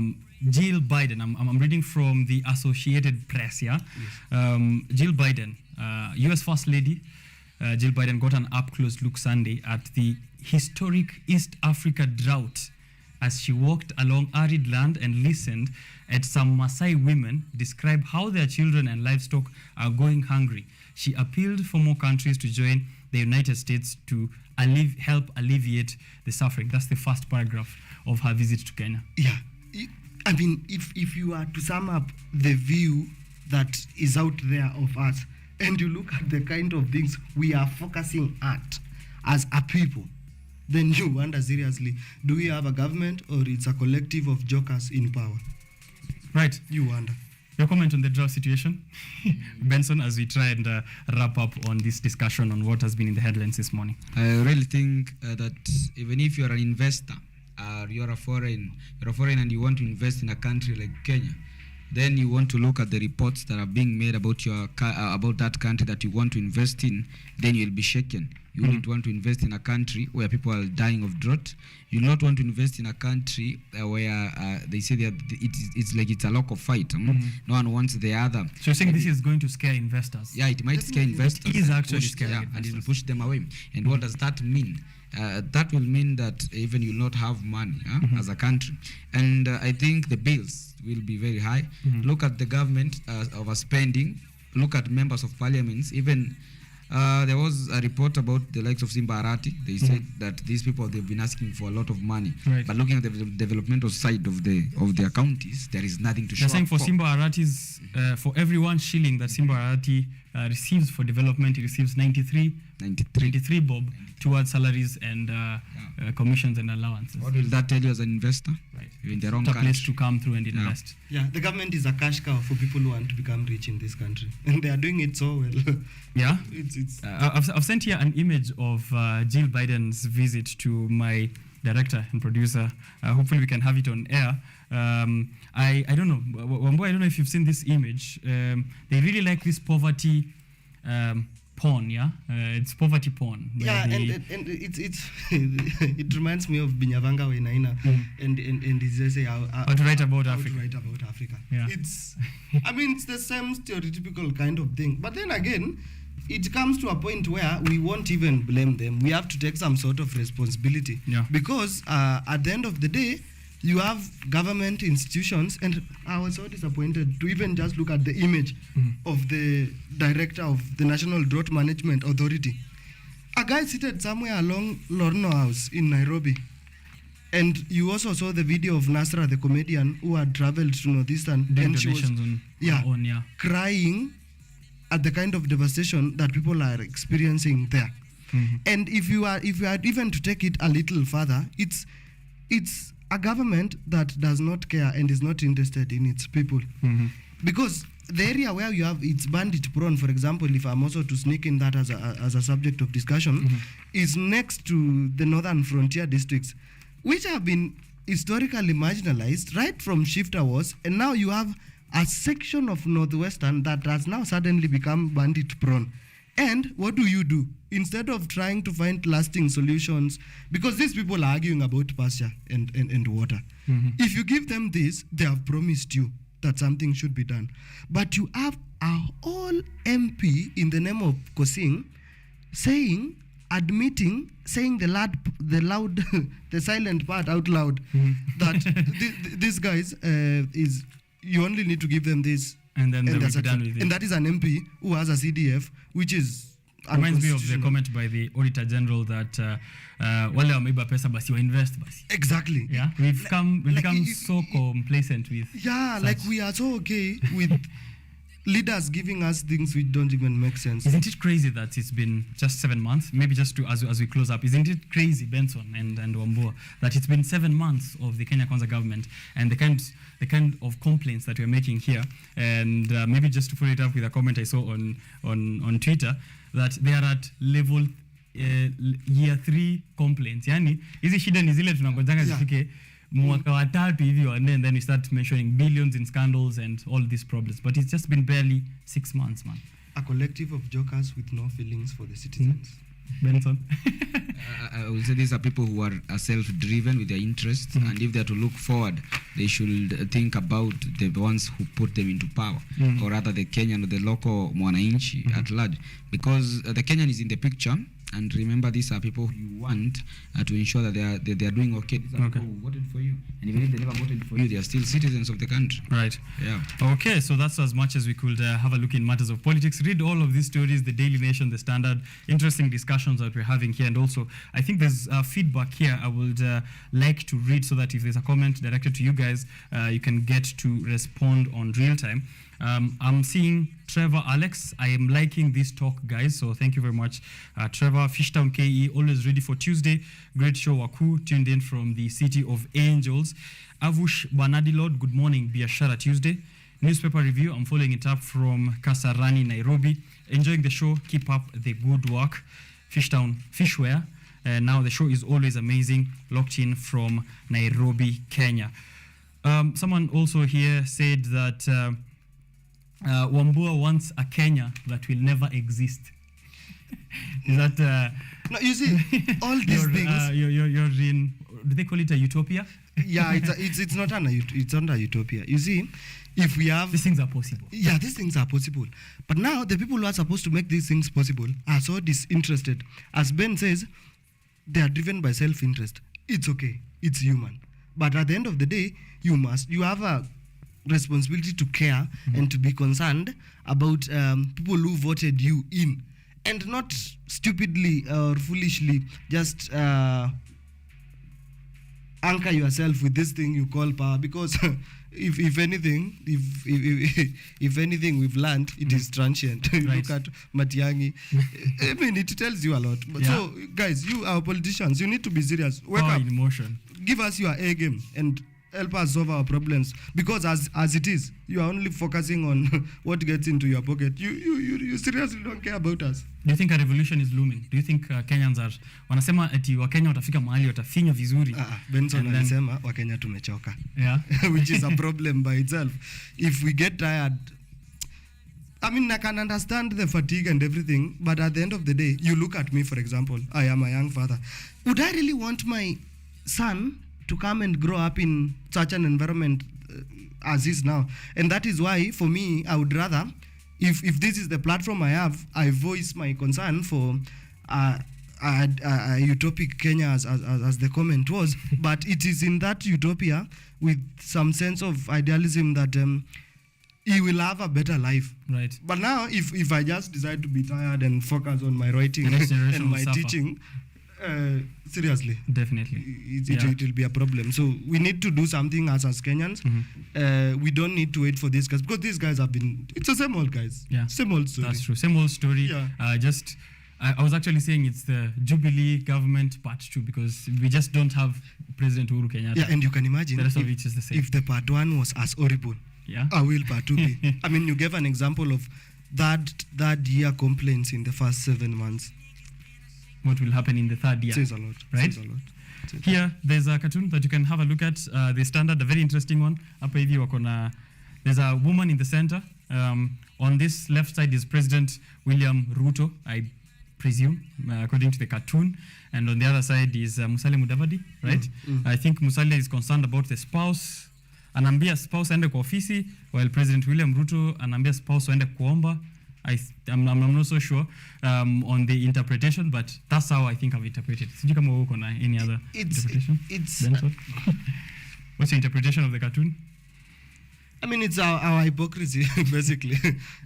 You have a guy who prides himself in the Bible and everything, and he thinks we should pray for everything. I mean, forgive me, but are you people religious fundamentalists, or what has become of you? Because I understand, I regard prayer highly. I'm a very religious person. But now... Extremism, you're saying extremism is showing this is what these guys are doing. Imagine calling for a national prayer to pray for a drought and stealing the money through the National Disaster Management. Seriously, do you think God is that foolish? or what? Right? These guys are not serious. And Musalia, if you are serious, as you say you are, or you pretend to be, a whole finance minister creating an office of a spouse, and you are a guy who for the last 3 years was complaining about people sharing expenditure. Now you want your... Walisema wale wa Azimio wanataka kuunda maofisi na wagawe government. Nani sasa anaunda ofisi? All right.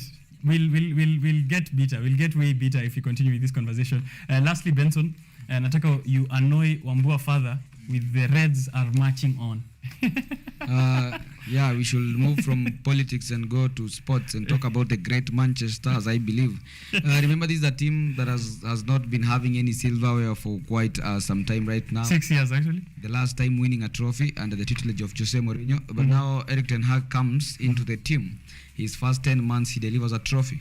In as much as the trophy might seem meaningless or useless to other teams like Chelsea and Arsenal like or Wambua, then to Manchester United, it brings something else. Yeah. And in Ten Hag, United will be a team that many will want to watch. Bald is best. Yeah, I would want to look at players like Casemiro who have sat in the midfield, him arriving and bringing the likes of Anthony, and we've seen an informed Marcus Rashford playing very well, scoring goals after goals.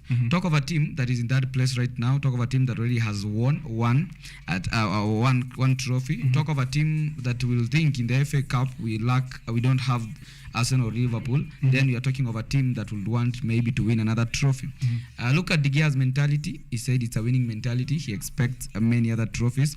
And I think the likes of Chelsea and Liverpool, Wambua wants to speak, and I know he wants to speak, but I'm looking at the likes of Liverpool and Chelsea, and then these are teams that will want to benchmark from the great Manchester United as we speak right now.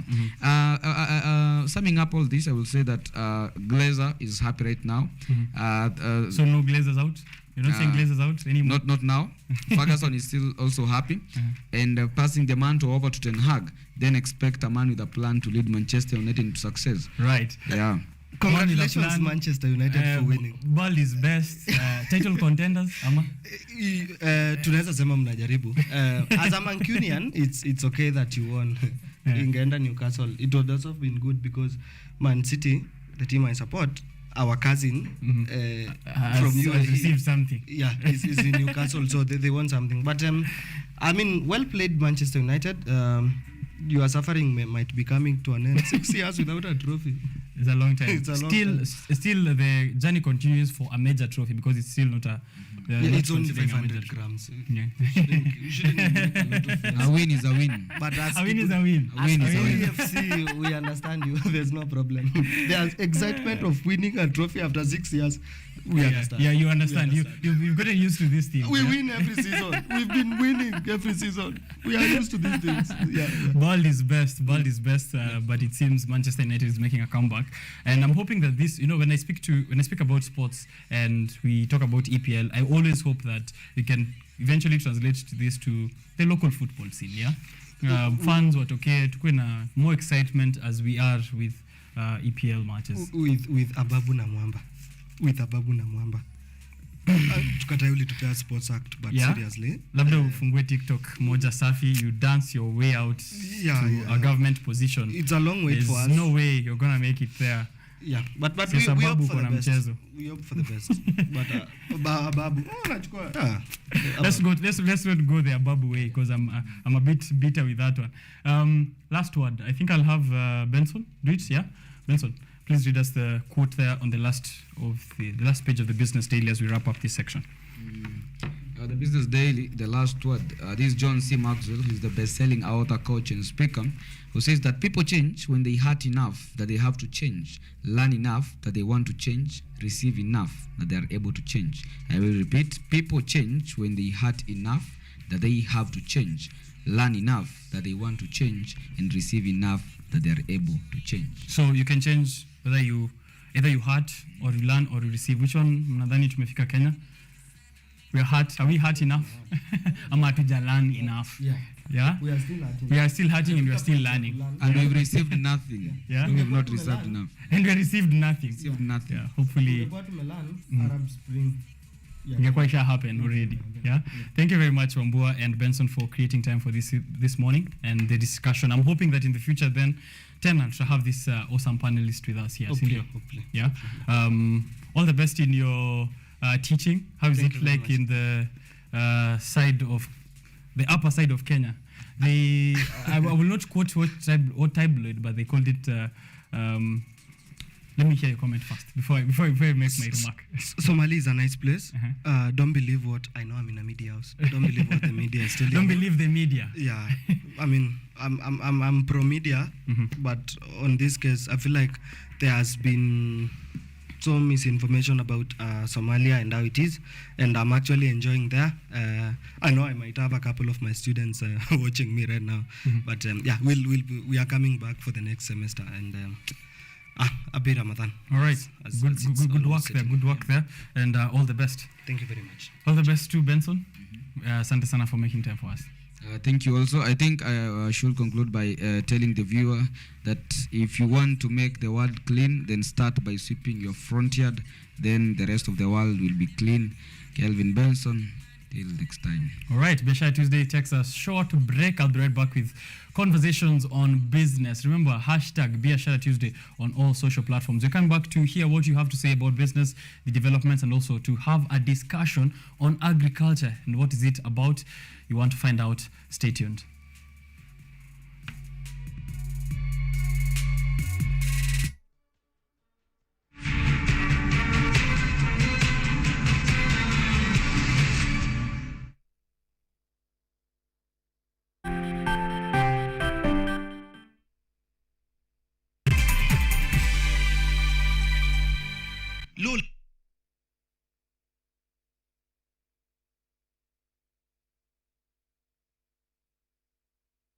Ni programu inayokupa fursa ya kutizama video zozote pindi tu unapokuwa na nafasi. Hadithi za kukupa motisha, drama, maisha ya vyuo vikuu, teknolojia, masuala ya jamii, kuzuru maeneo tofauti, spoti, burudani na zaidi. Pata programu ya Lola sasa kwenye rununu yako kwa yote unayohitaji.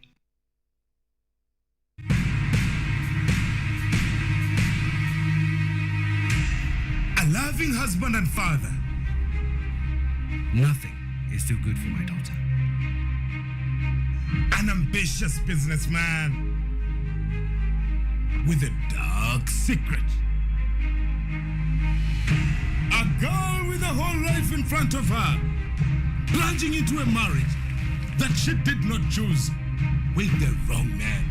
I'm not ready to marry Zewa. But who is the right one? I love Nambi. A rock star, living the dream. But the babes keep chasing me, I guess. It ain't easy being famous, especially with so many glamorous women around. A woman hell-bent on revenge. He will pay. Seductive, dangerous. She is a predator. Everybody needs it. Everybody wants it. They will do anything to get it. Love and wealth.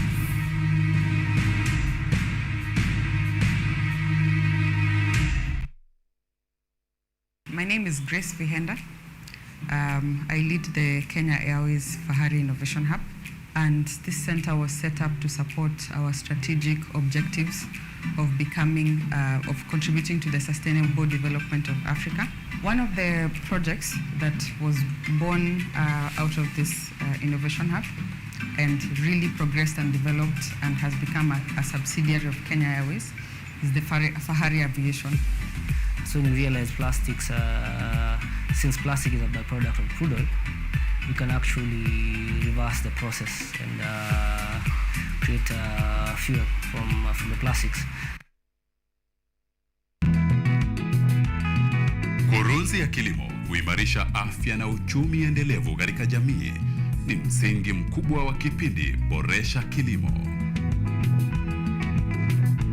Kipindi hiki kinajikita katika teknolojia ya kisasa, utafiti na ushirikishaji wa wadau wa kilimo kuonyesha shughuli mbalimbali shambani.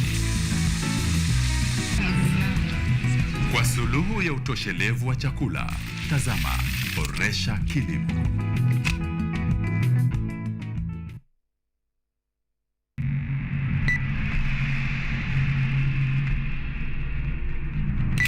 Revenge was his mission. Subhanaka Allahumma Rabbana wa bihamdika. Tough choices was what she was left with. The battle between the two puts the whole city in danger. Lulu Maua.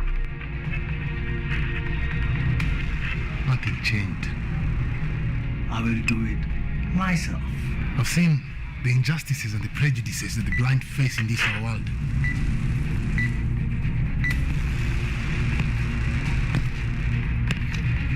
I can't do it. Jenny! Kafir!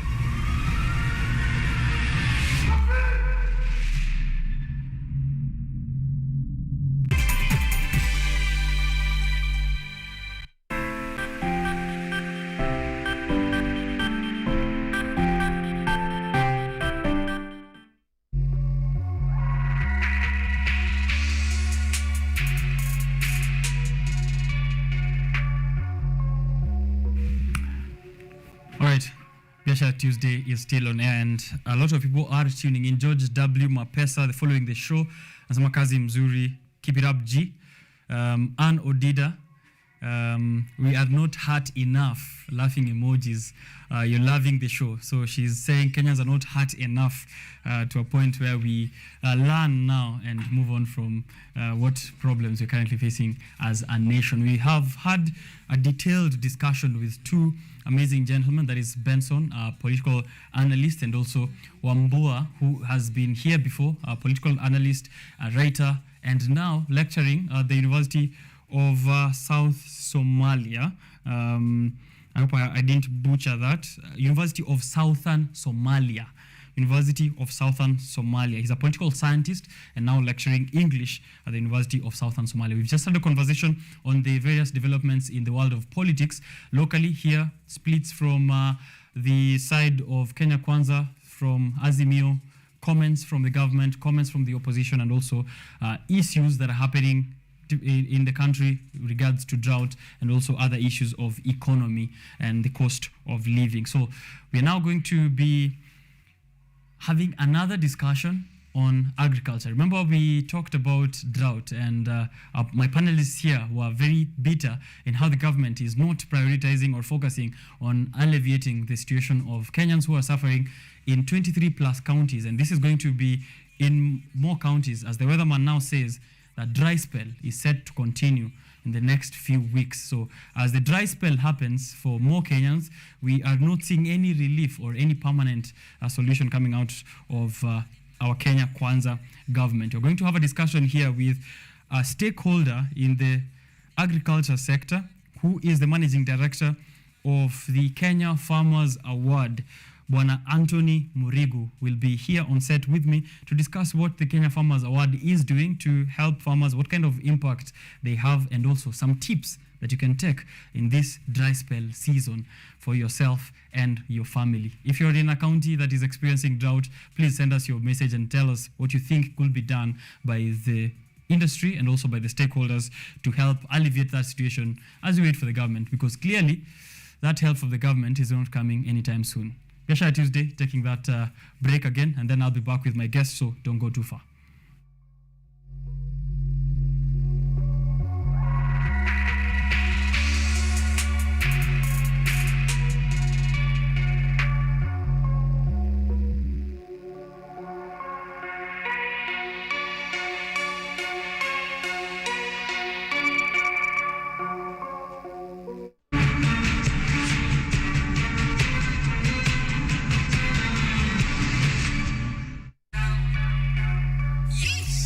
All right, grab your jembes and your hoes it is time for us to go farming. Let's discuss the Kenya Farmers Award. Joining me on set is the Managing Director of the Kenya Farmers Award, an award that was started 2 years ago in 2021 and now has had impact in various categories, which we'll be getting to understand in a short while. But before that, let me introduce Bonam MD himself. It's your time to shine, and then tell us, of course, what your capacity is at Kenya Farmers Award.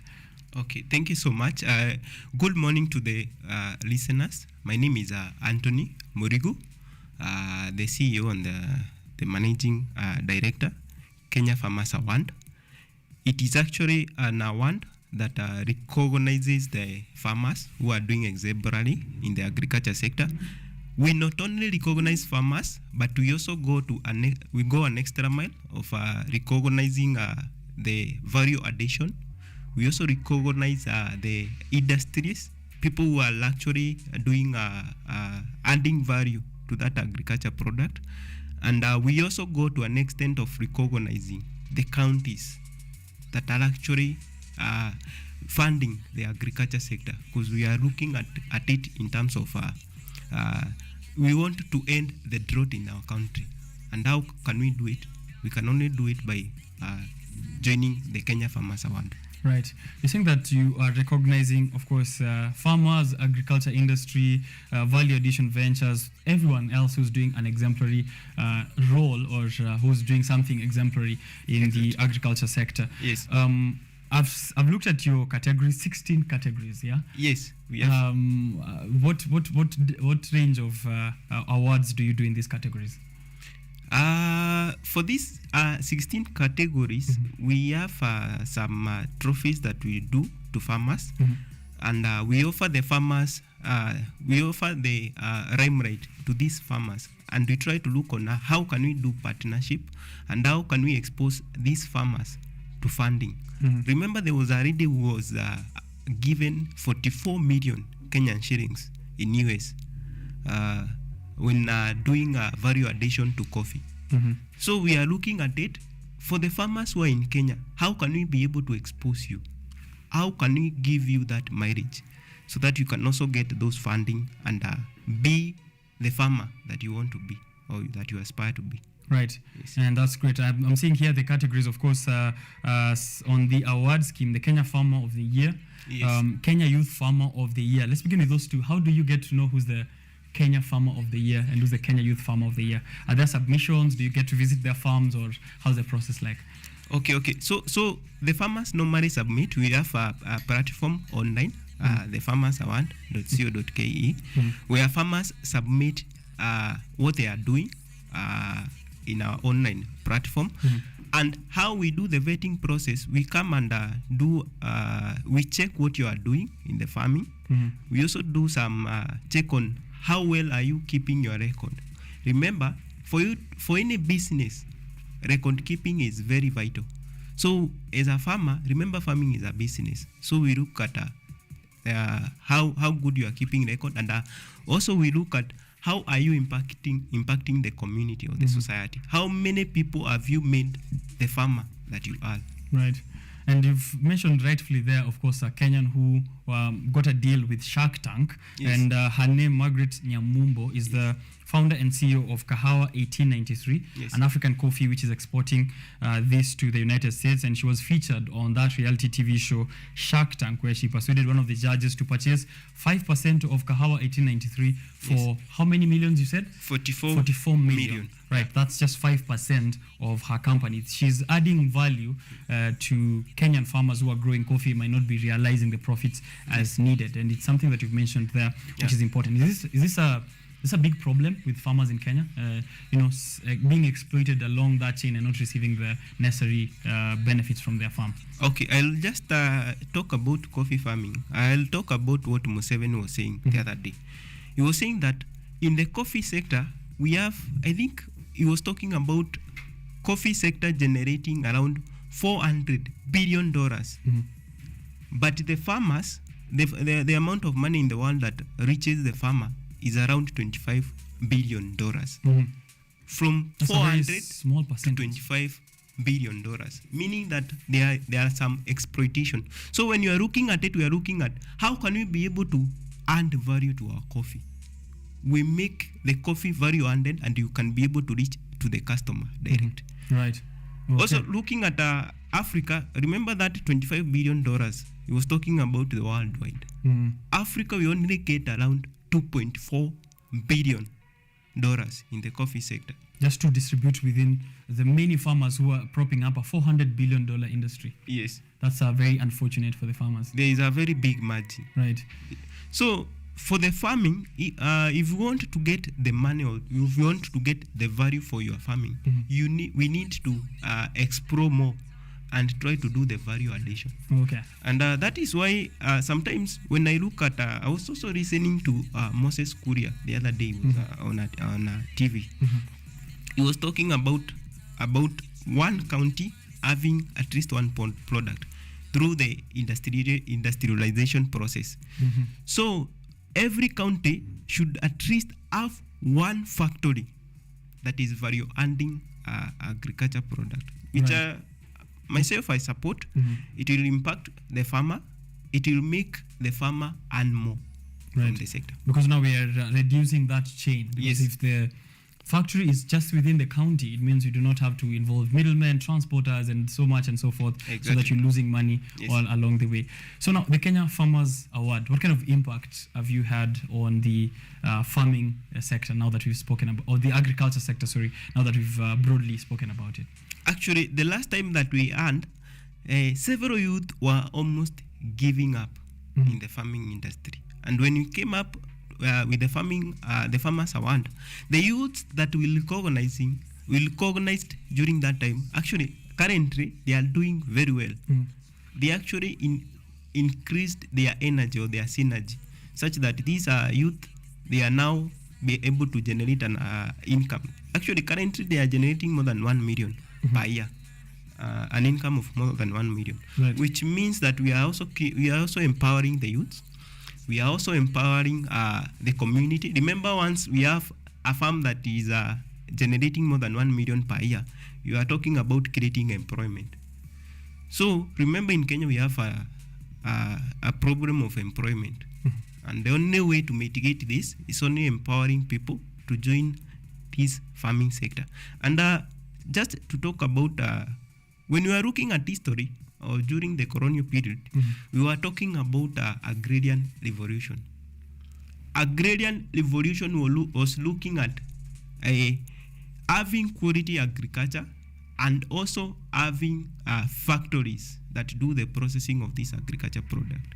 So we are not supposed to go back to that agrarian revolution. Right now, we are supposed to be having value addition industries that are already creating employment to our youth. Right. Yes. Such that we have farmers who are producing goods, but also they are realizing the profit and the value out of what they have put out by such industries. Exactly. Instead of just maybe all of us going into farming and not adding any value in that whole chain. I'm seeing here in the categories that you've been awarding in this Kenya Farmers Award scheme.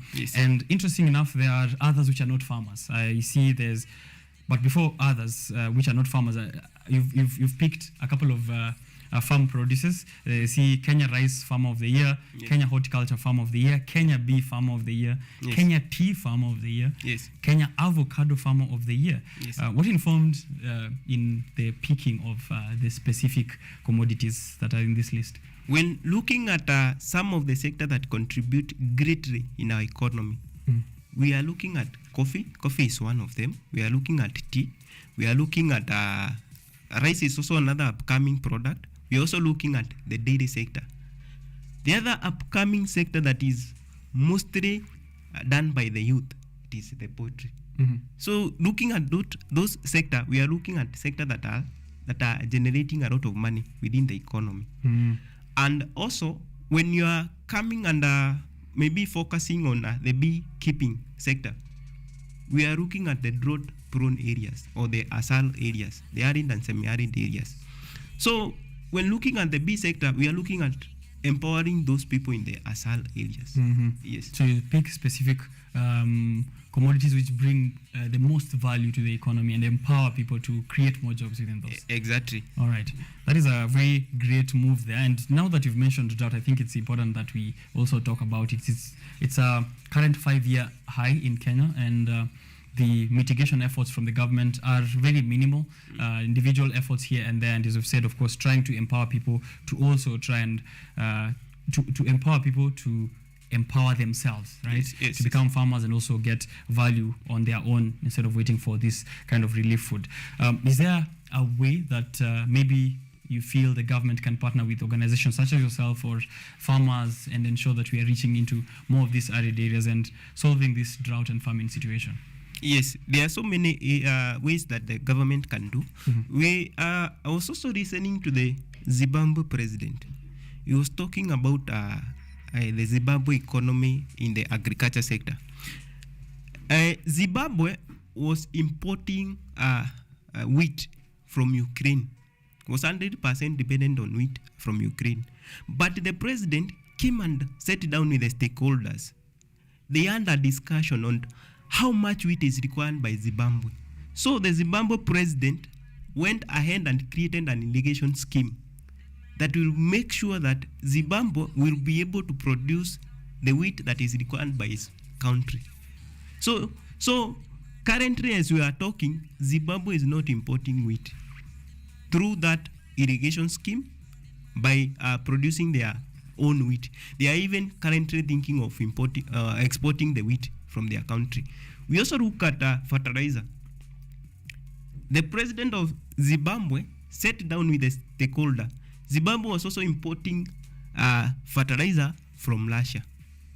So the stakeholder came up with a method that they can be able, they came up with the procedures, the formulas that will be able to produce their own fertilizer. And currently, Zimbabwe is able to produce fertilizer for their farmers. Why can't we do that as a country? Remember, for us to become food empowered, we need these farm inputs, the fertilizer. We need that irrigation scheme within the country that will be able to empower these farmers and be able to produce the quantities that we require as a country. Right. All right. And other alternative, of course, alternative methods or channels that people can pursue to ensure that, we are getting more produce even locally rather than importing. Yes. And even speaking about alternatives, now that we have a situation of drought and famine and a lot of people not being able to access essential commodities and farm produce, are there ways that people in the urban areas can pursue urban farming, within their small spaces? I know we have very restricted spaces in the urban setting. There's not much farm, there's not much garden space. But is there a way in my small bed sitter, my small 1-bedroom balcony, can I find a way to do urban farming such that bei ya sukuma imepanda, bei ya mboga na vitu zingine, so that I can also make my own small essential products? Okay. Before we were doing something we are calling the hydroponic kit, whereby you can be able to farm those sukuma wiki, you can be able to farm your spinach at your balcony. And currently, we are having a number of youths actually who are doing very well in providing the balcony kit. Balcony kit is a system that you can be able to install in your balcony and be able to produce your own food. It is using the process of hydroponic. Hydroponic is actually a process of growing your food without using soil. You just need water and nutrients.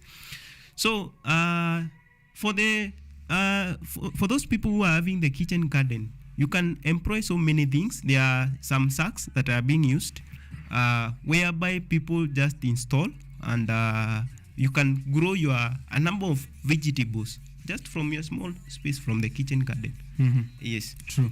And is this something that you've tried yourself before? Yes, I've done. I was having a farm and my balcony. Actually, the whole people in the apartment that I was living were coming to run from the balcony. They are getting something from your balcony. Yes. Yeah? So it is possible.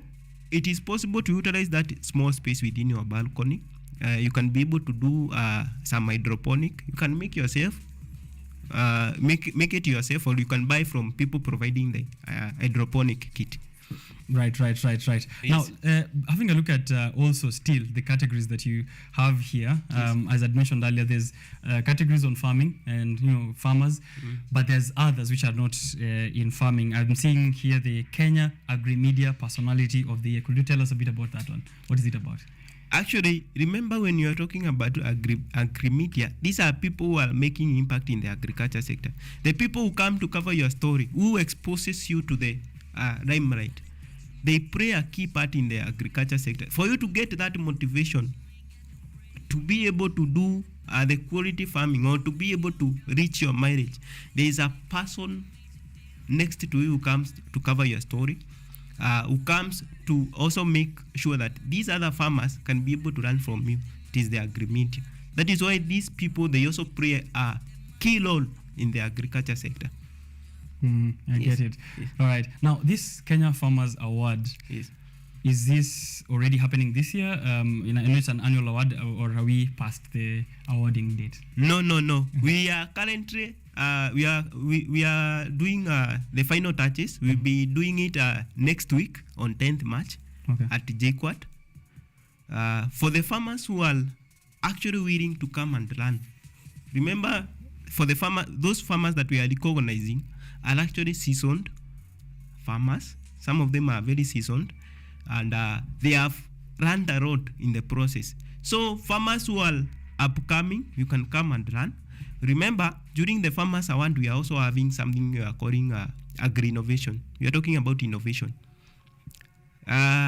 Innovation entails so much. We have something we call the IoT, that is the Internet of Things, where farmers you can be able to farm irrespective of where you are. There are people who have come up with those technologies. You can be able to, just by using your phone, you can control your farm, irrespective of your location. We also have where you can be able to sell your farm products even when you are in town and your farm is somewhere in Kisumu. You can still be able to sell your products through the technology. And there is a guy known as Anthony Maina who came up with something you are calling the food crowd. Food crowd is utilizing the excess food that you have in your store. You can be able to sell it. Okay. Yes. There are guys who have done innovation. You can just come at JKUAT on 10th from 10 a.m. To 4 p.m. and witness some of these technologies. All right. And you're saying that the nominations to these categories are already done, yeah? Yes. So we're just waiting for who will win the various awards. Yes. Yeah. We have an agri-media personality here within Kenyatta University TV. I'm hoping that he's very keen on this one. And also, he's been nominated and hopefully winning this agri-media personality of the year. Laban Shaban, all the best to you in that one. So, for someone who will win the award, yeah, I'm a farmer. I just won the avocado farmer of the year. Yes. What does this award mean to me, and what kind of benefits or opportunities or networks do I get to unlock with you guys once I receive my award? Remember, if you win that farmer award, we have partners. We have people who are doing exportation. We also have value additioners like Kakuzi on board. So you'll become they would actually wish for you to become a partner. Remember, these people actually need quantities and they need quality too. Winning this award means a lot for you in the business environment. So it will create more business. And generate more income. We also look at partnering with you on how we can be able to reach other farmers. We can be able to empower other farmers. Right. Yes. Say the farming. Yes. When we talk about farming, we talk about people. Imagine immediately someone picking up a jembe and walking into the shamba. And you've rightfully mentioned there that IoT has been able to scale down the difficulties of going into farming. Yes. So does it mean that I could win Farmer of the Year by just having a farm, having my farmers there, but still controlling it with IoT? Yes, you can do. You can actually win the award. Actually, that is the current model. Okay. That is working across the world. We have Israel, we have Netherlands practicing such IoT systems. It does not. Remember, when you are using the IoT, you end up producing more quantities and higher quality products from your farm. Remember, you can be able to detect the amount of fertilizer that you need for your produce. You can also be able to know the type of chemical that you are supposed to use for your produce and when you should sell the product. So it makes your work much more easier. Right. So that's how much technology has been able to solve the challenges, the very many challenges that farmers are facing in their practice. Actually, when you are looking at it, if you look at something we are calling the hydroponic, does not mean that you should farm with soil. You should not always pick a jembe. You farm using water and nutrients. You will not even you will not even touch the soil. Right. So you can also be able to control everything. You can go to US, control everything at your farm without worrying about winds. Right. Yes. Definitely. Now into the future, in the projections that you have for the Kenya Farmers Award, what do you see this growing up into? What more benefits can farmers realize by joining your, of course, your movement and ensuring that we are empowering more farmers into the future? What is the projection like? Actually, we are looking at a Kenya whereby we'll be having farmers who are producing quantities. Remember, right now we are talking about drought. People are dying because of drought, lack of food. Yet in our farms, we can be able to produce quantities that we can supply to the government. We are looking at it such that we will come up with a system that farmers can be able to export their product from their farm without necessarily going through the middleman. So through the Farmers Award, we'll be able to get in touch with the farmer from the village, the rural farmer, who will help us get to every individual within the area. We're also targeting to scale the Farmers Award, not just here in Kenya. We are targeting to go Africa, but always we start by our home country. Right. Yes. Locally based with a global reach. I think that's usually the aim for most of the homemade innovations like yours. Yes. All the best into the future. Thank you. On the 10th of March, so if you're interested in matters of agriculture, which all of us should be really, so if you have time to go learn on matters of farming and also see what kind of technologies are being developed, what farmers are doing to alleviate the drought situation, what new innovations are there that you can adopt, 10th of March, JKUAT is the place to be for the Kenya Farmers Award next edition. I'm guessing you're calling it 2023? Kenya Farmers Awards 2023? That is a 2022 edition. Oh, okay. We'll be having the 2023 edition launching very soon. Okay, yes, for sure. Make sure you're checking it out. And maybe your last call out to the people who have not yet ventured into farming, yeah? So when we hear about farming, it usually sounds like a lot of work. I need to get a farm, I need to go get a jembe, I need to think about what if they die after 3 months, what if my seedlings don't grow, stuff like that. What if my poultry grows to 8 months and then it dies on some mysterious diseases. Maybe a call out to guys to be interested more into farming and what it could do for them as a business and maybe for the economy as a breadbasket. Okay, I'll just talk about one thing. Remember, farming, we look at farming as a business. The way you start your Mutumba business there is the same way you should look at farming. Like you invest in farming and there should always be a profit margin by the end of it all. So after 3 months, you'll be able to reap some profit. So don't look at farming as we call it as a substance farming or the farming for the old. It is actually the modern farming method that is generating more income. And I'll give you a parting shot whereby we have this guy known as Adesina, the president of the African Development Bank. He talked about farming sector. The next millionaires in Africa will be generating millions of money. So my big question is, where will you be? Will you be the next millionaire? Or will you just be there watching others become millionaires? So think about it and let's join the farming sector and enjoy it. All right. Thank you very much for that parting shot. That is the CEO and Managing Director of the Kenya Farmers Award, Anthony Murigu, creating time for us this morning. Asante sana for making time for us. Thank you so much. Right. And I'll also make a call out. During the Farmers Award, we'll be having something you're calling the JQuad Partnership Training. During the day, do you know about something called hericulture? Have you ever thought of farming snail, or we call it snail farming? Where can you use snail farming? Talk about the cough syrup. Talk about our the makeup that our ladies make. Use. Don't miss that Farmers Award. Come learn and enjoy the process. Right. Please make sure you're going there and learning on the various other means of farming that are there so that you can pursue them.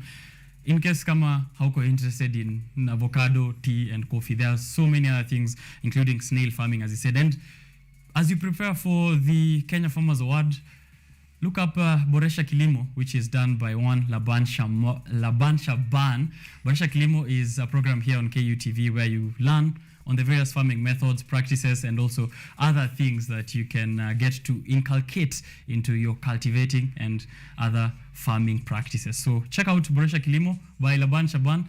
Na utakuwa well informed before the Kenya Farmers Award. Going for that short break here on Biashara Tuesday.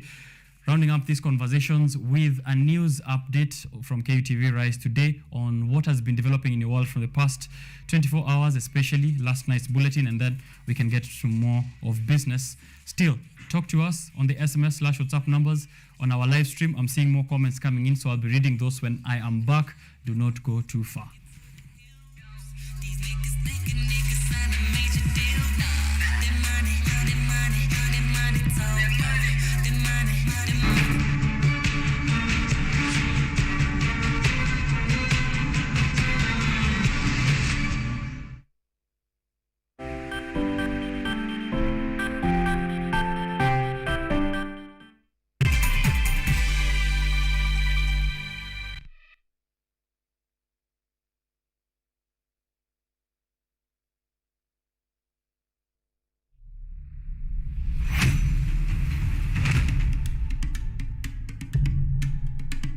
Kipindi hewani ni mitindo ya kipwani. Kama ilivyo kipindi hiki kinahusu nyimbo za tarab, chakacha, midwara, midundiko, bila kusahau mapishi. Ambao ndio uti wa mgongo wa pwani ya Afrika Mashariki. Jamani swaibu zangu mliopo maskani, hatuonani wenzangu, najua mwanitamani. Hapa KUTV, nahodha mwendesha chombo cha baharini, yani ua linalulukia na kuvutia waridi tamu.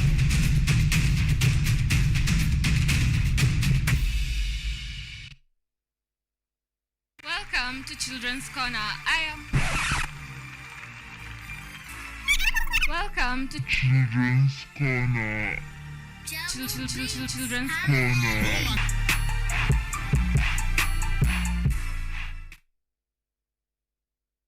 Hapo kamatia. Nyama kwani nipe bia. Da, maisha ni haya mwanaume ali. Da, sielewi yani hata neno moja. Yani tunasikia tu maboko likolo. Yani ukiniangalia tu huu mwamba huyu anafiti sehemu fulani.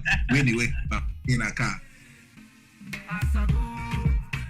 Without your love, I can't move on. Yo, that's the boy Rhino the Don. Keep watching and listening to KUTV.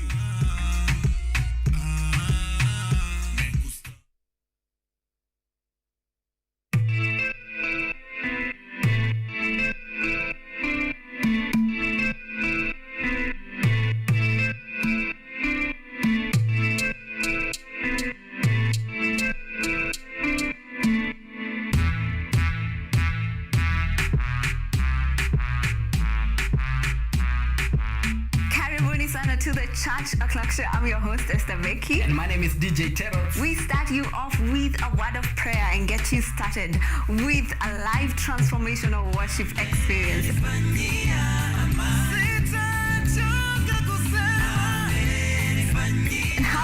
renewed by the word of God on the word segment. And not forgetting new music za hii wiki, yani ndakuwa bado nawapatia pale wasanii wamekuwa kiwakali.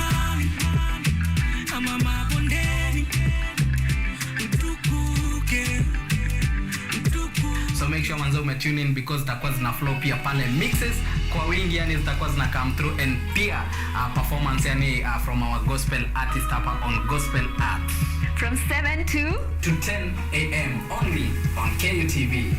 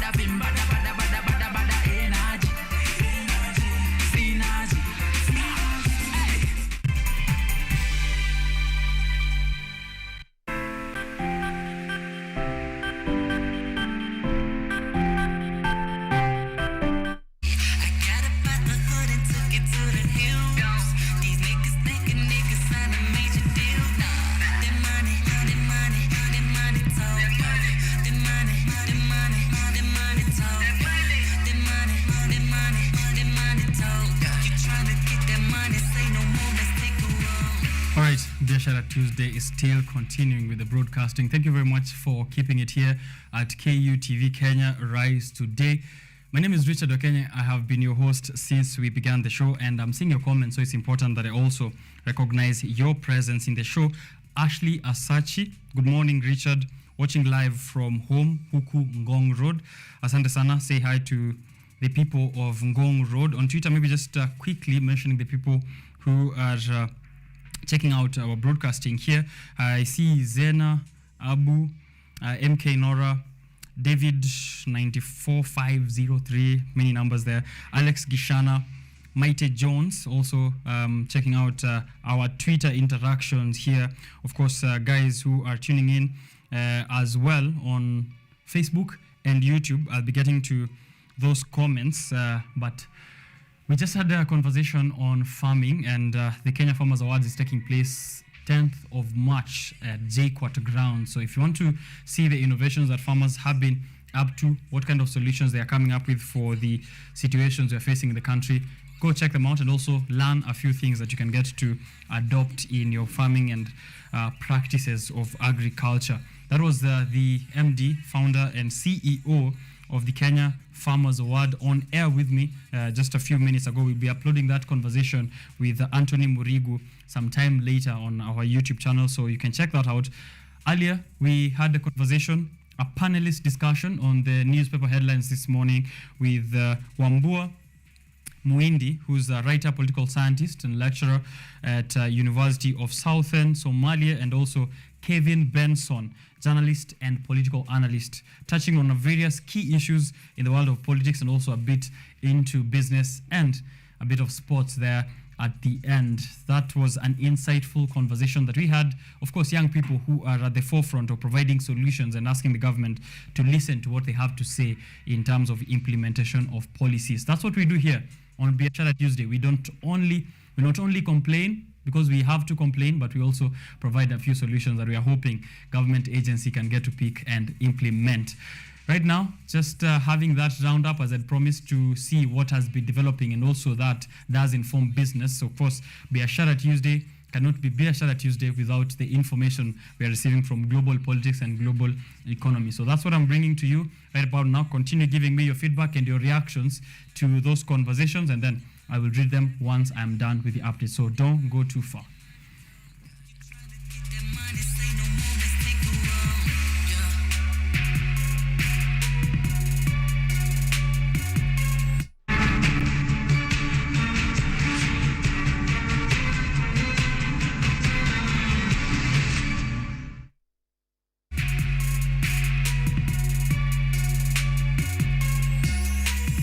All right, here I'm seeing, I've been told to make sure I read this comment by Mutua B, who's saying Kenya is a rich man's country, faking to be accommodative to the middle class and the poor.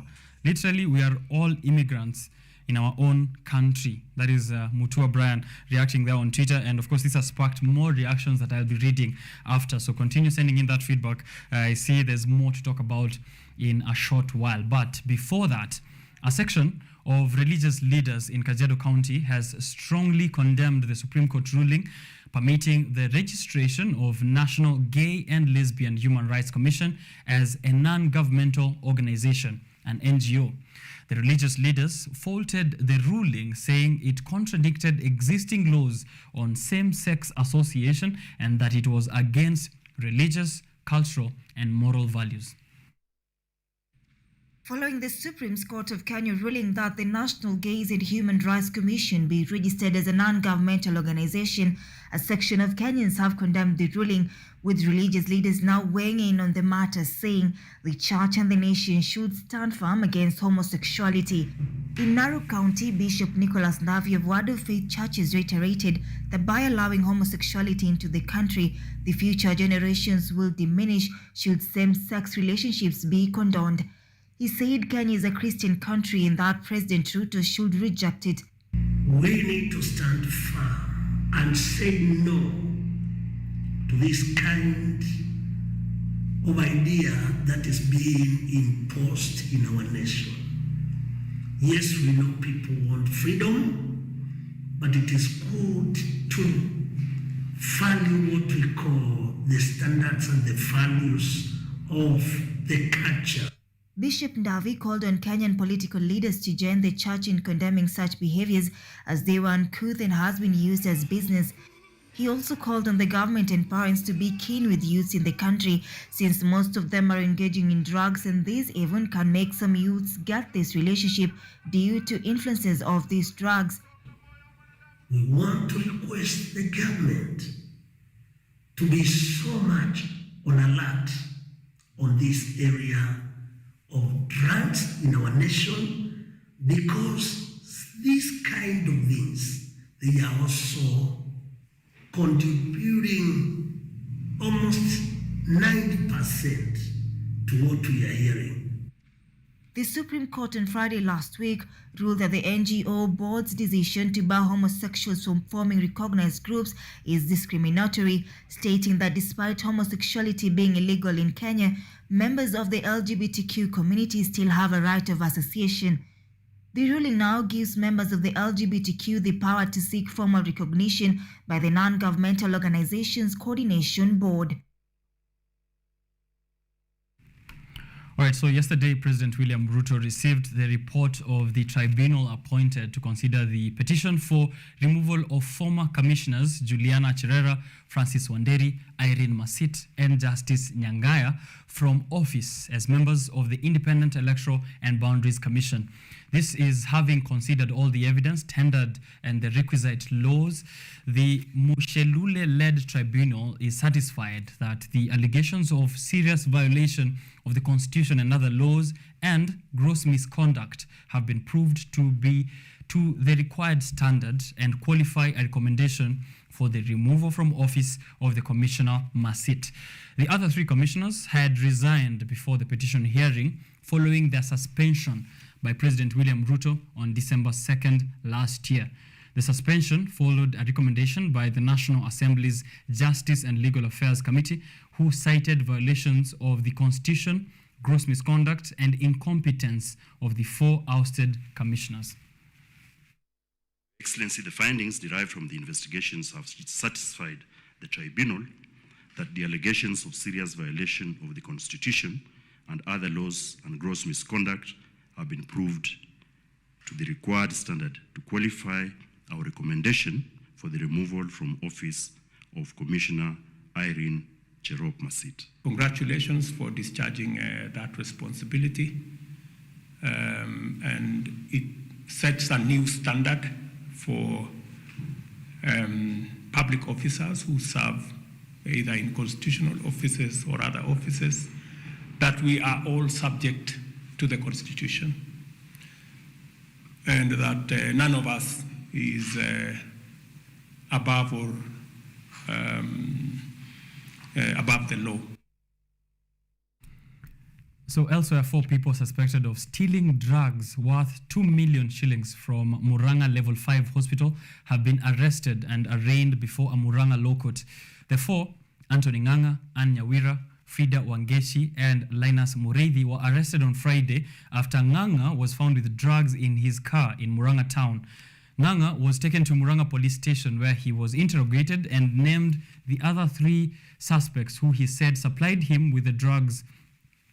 The prosecution told senior resident magistrate Eric Musambai that he then took the officers to the hospital where the 3 suspected, who are casual workers, were tricked into bringing more drugs to him before they were arrested. No one will be protected. We will leave no stone untouched. We are told this cartel has been operating for the last 3 years. They have been stealing medicine every Monday and every Friday, but they stopped between August and November. Then they started again in the month of January or thereabouts. But as we have embedded very serious intelligence officers in our public institutions to check and fight corruption. All right, now, Deputy President Rigathi Gachagua yesterday held an engagement with members from the Association of Kenya Feeds Manufacturers at his Harambee Annex office. The discussions centered on lowering the cost of production through lowering the cost of animal feeds. He says the Kenya Kwanza administration is focused on growing the country's economy with agriculture as the backbone. The DP has called on stakeholders in the agriculture sector to continue with engagements until an actionable and verifiable formula to deal with the issues in the sector is found. Mtetezi wa wakulima are also one, and the way to grow this country and to get out of the hole we are in is to increase agricultural productivity. It's the only way, and the only way we can increase production is having farmers who are happy. The people who are unhappy cannot be productive.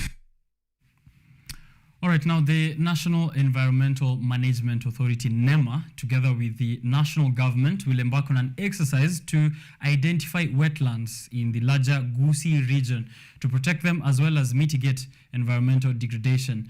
Samuel Nyangeso, a board director of NEMA, said that the wetlands will be identified, ring-fenced, and secured regardless of their location.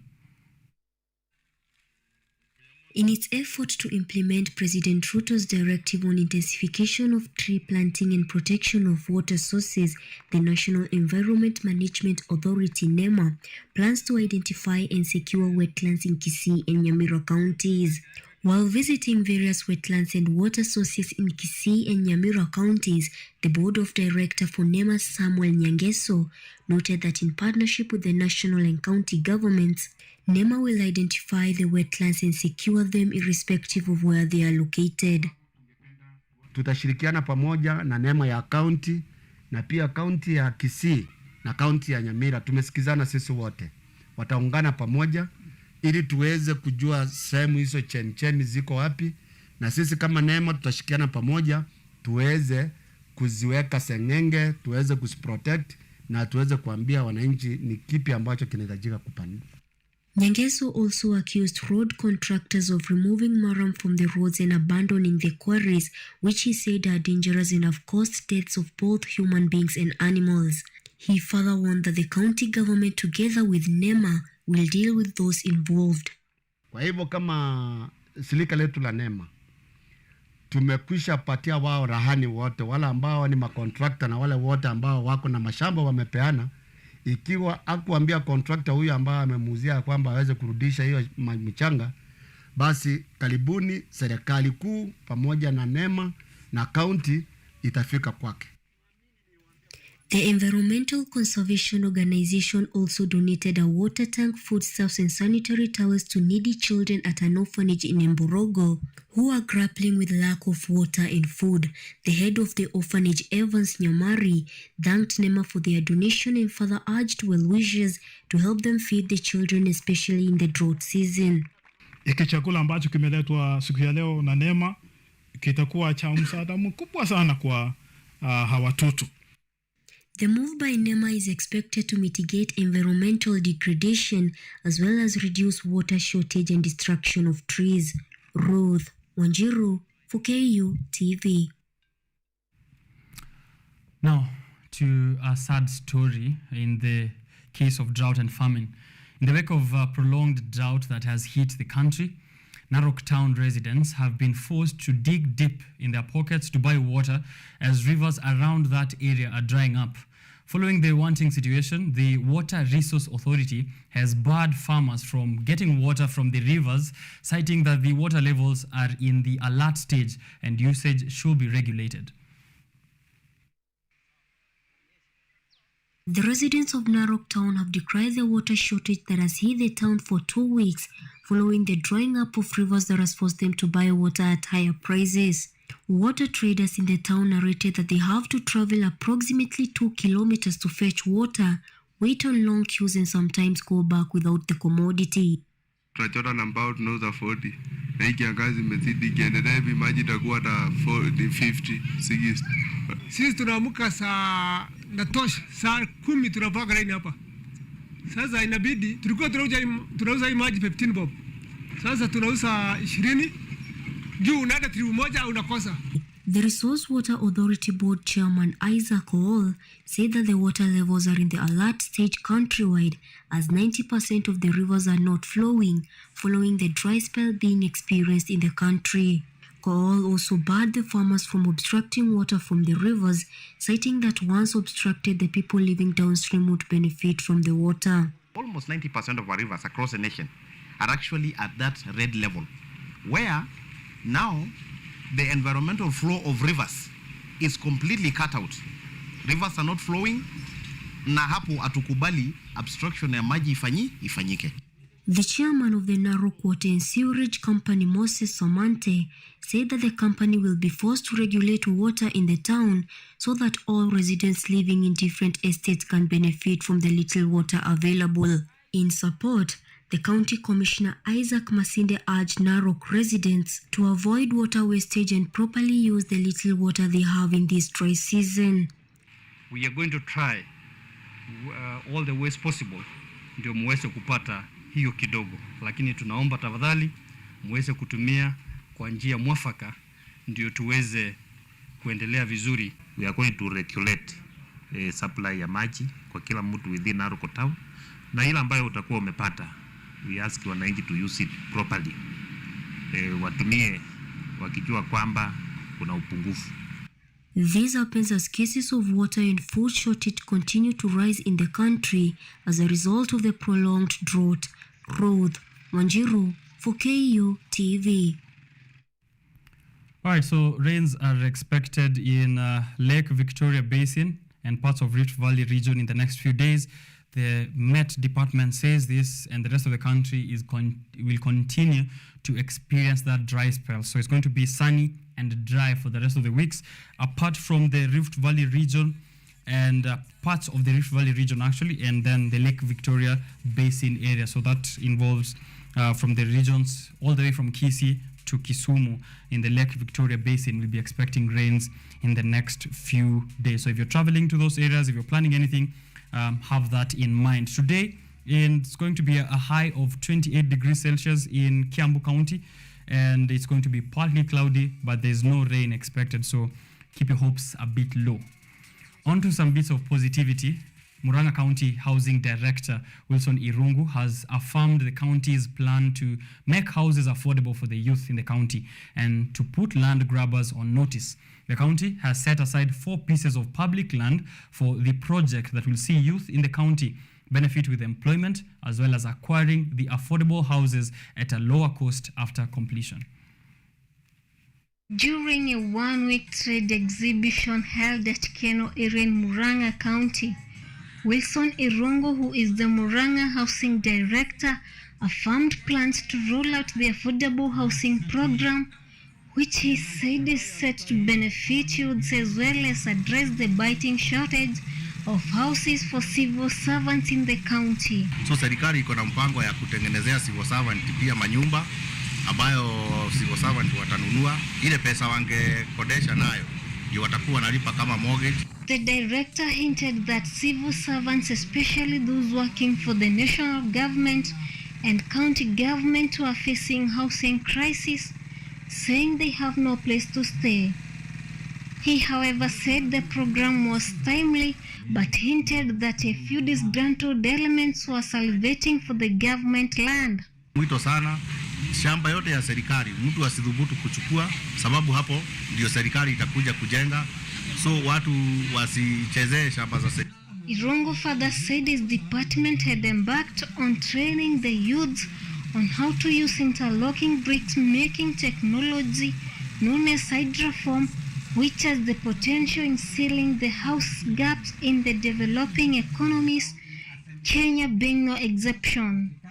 Ile kazi kianza mambo na housing, yani affordable, hiyo sasa hiyo project ya affordable housing, ningependa tu azingatie alafu afuatilie vijana. During the trade fair exhibition, 24 companies including government departments showcased their wares, with the Department of Housing ready with the hydroform brick making machine. Several other companies were present. Dorothy Musyoka, KU TV.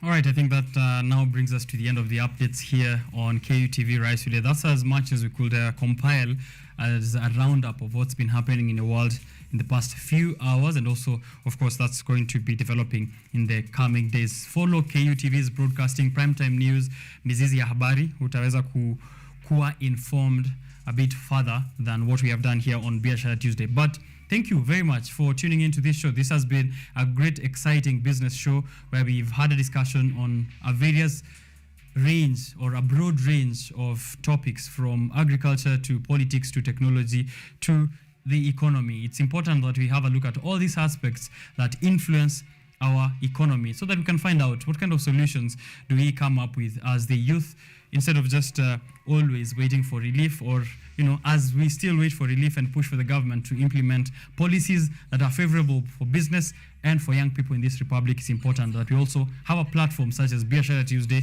to share insights and discuss and see the way forward. So thank you for creating time and giving us your feedback. I have really learned from you, and I'm hoping that you have. Closing up with that note of positivity, I think I will remind you of what I started earlier on with, which is opportunities that you should be looking out for. One of them is this central bank DAO CSD. So it's DHOW, DAO, and then CSD.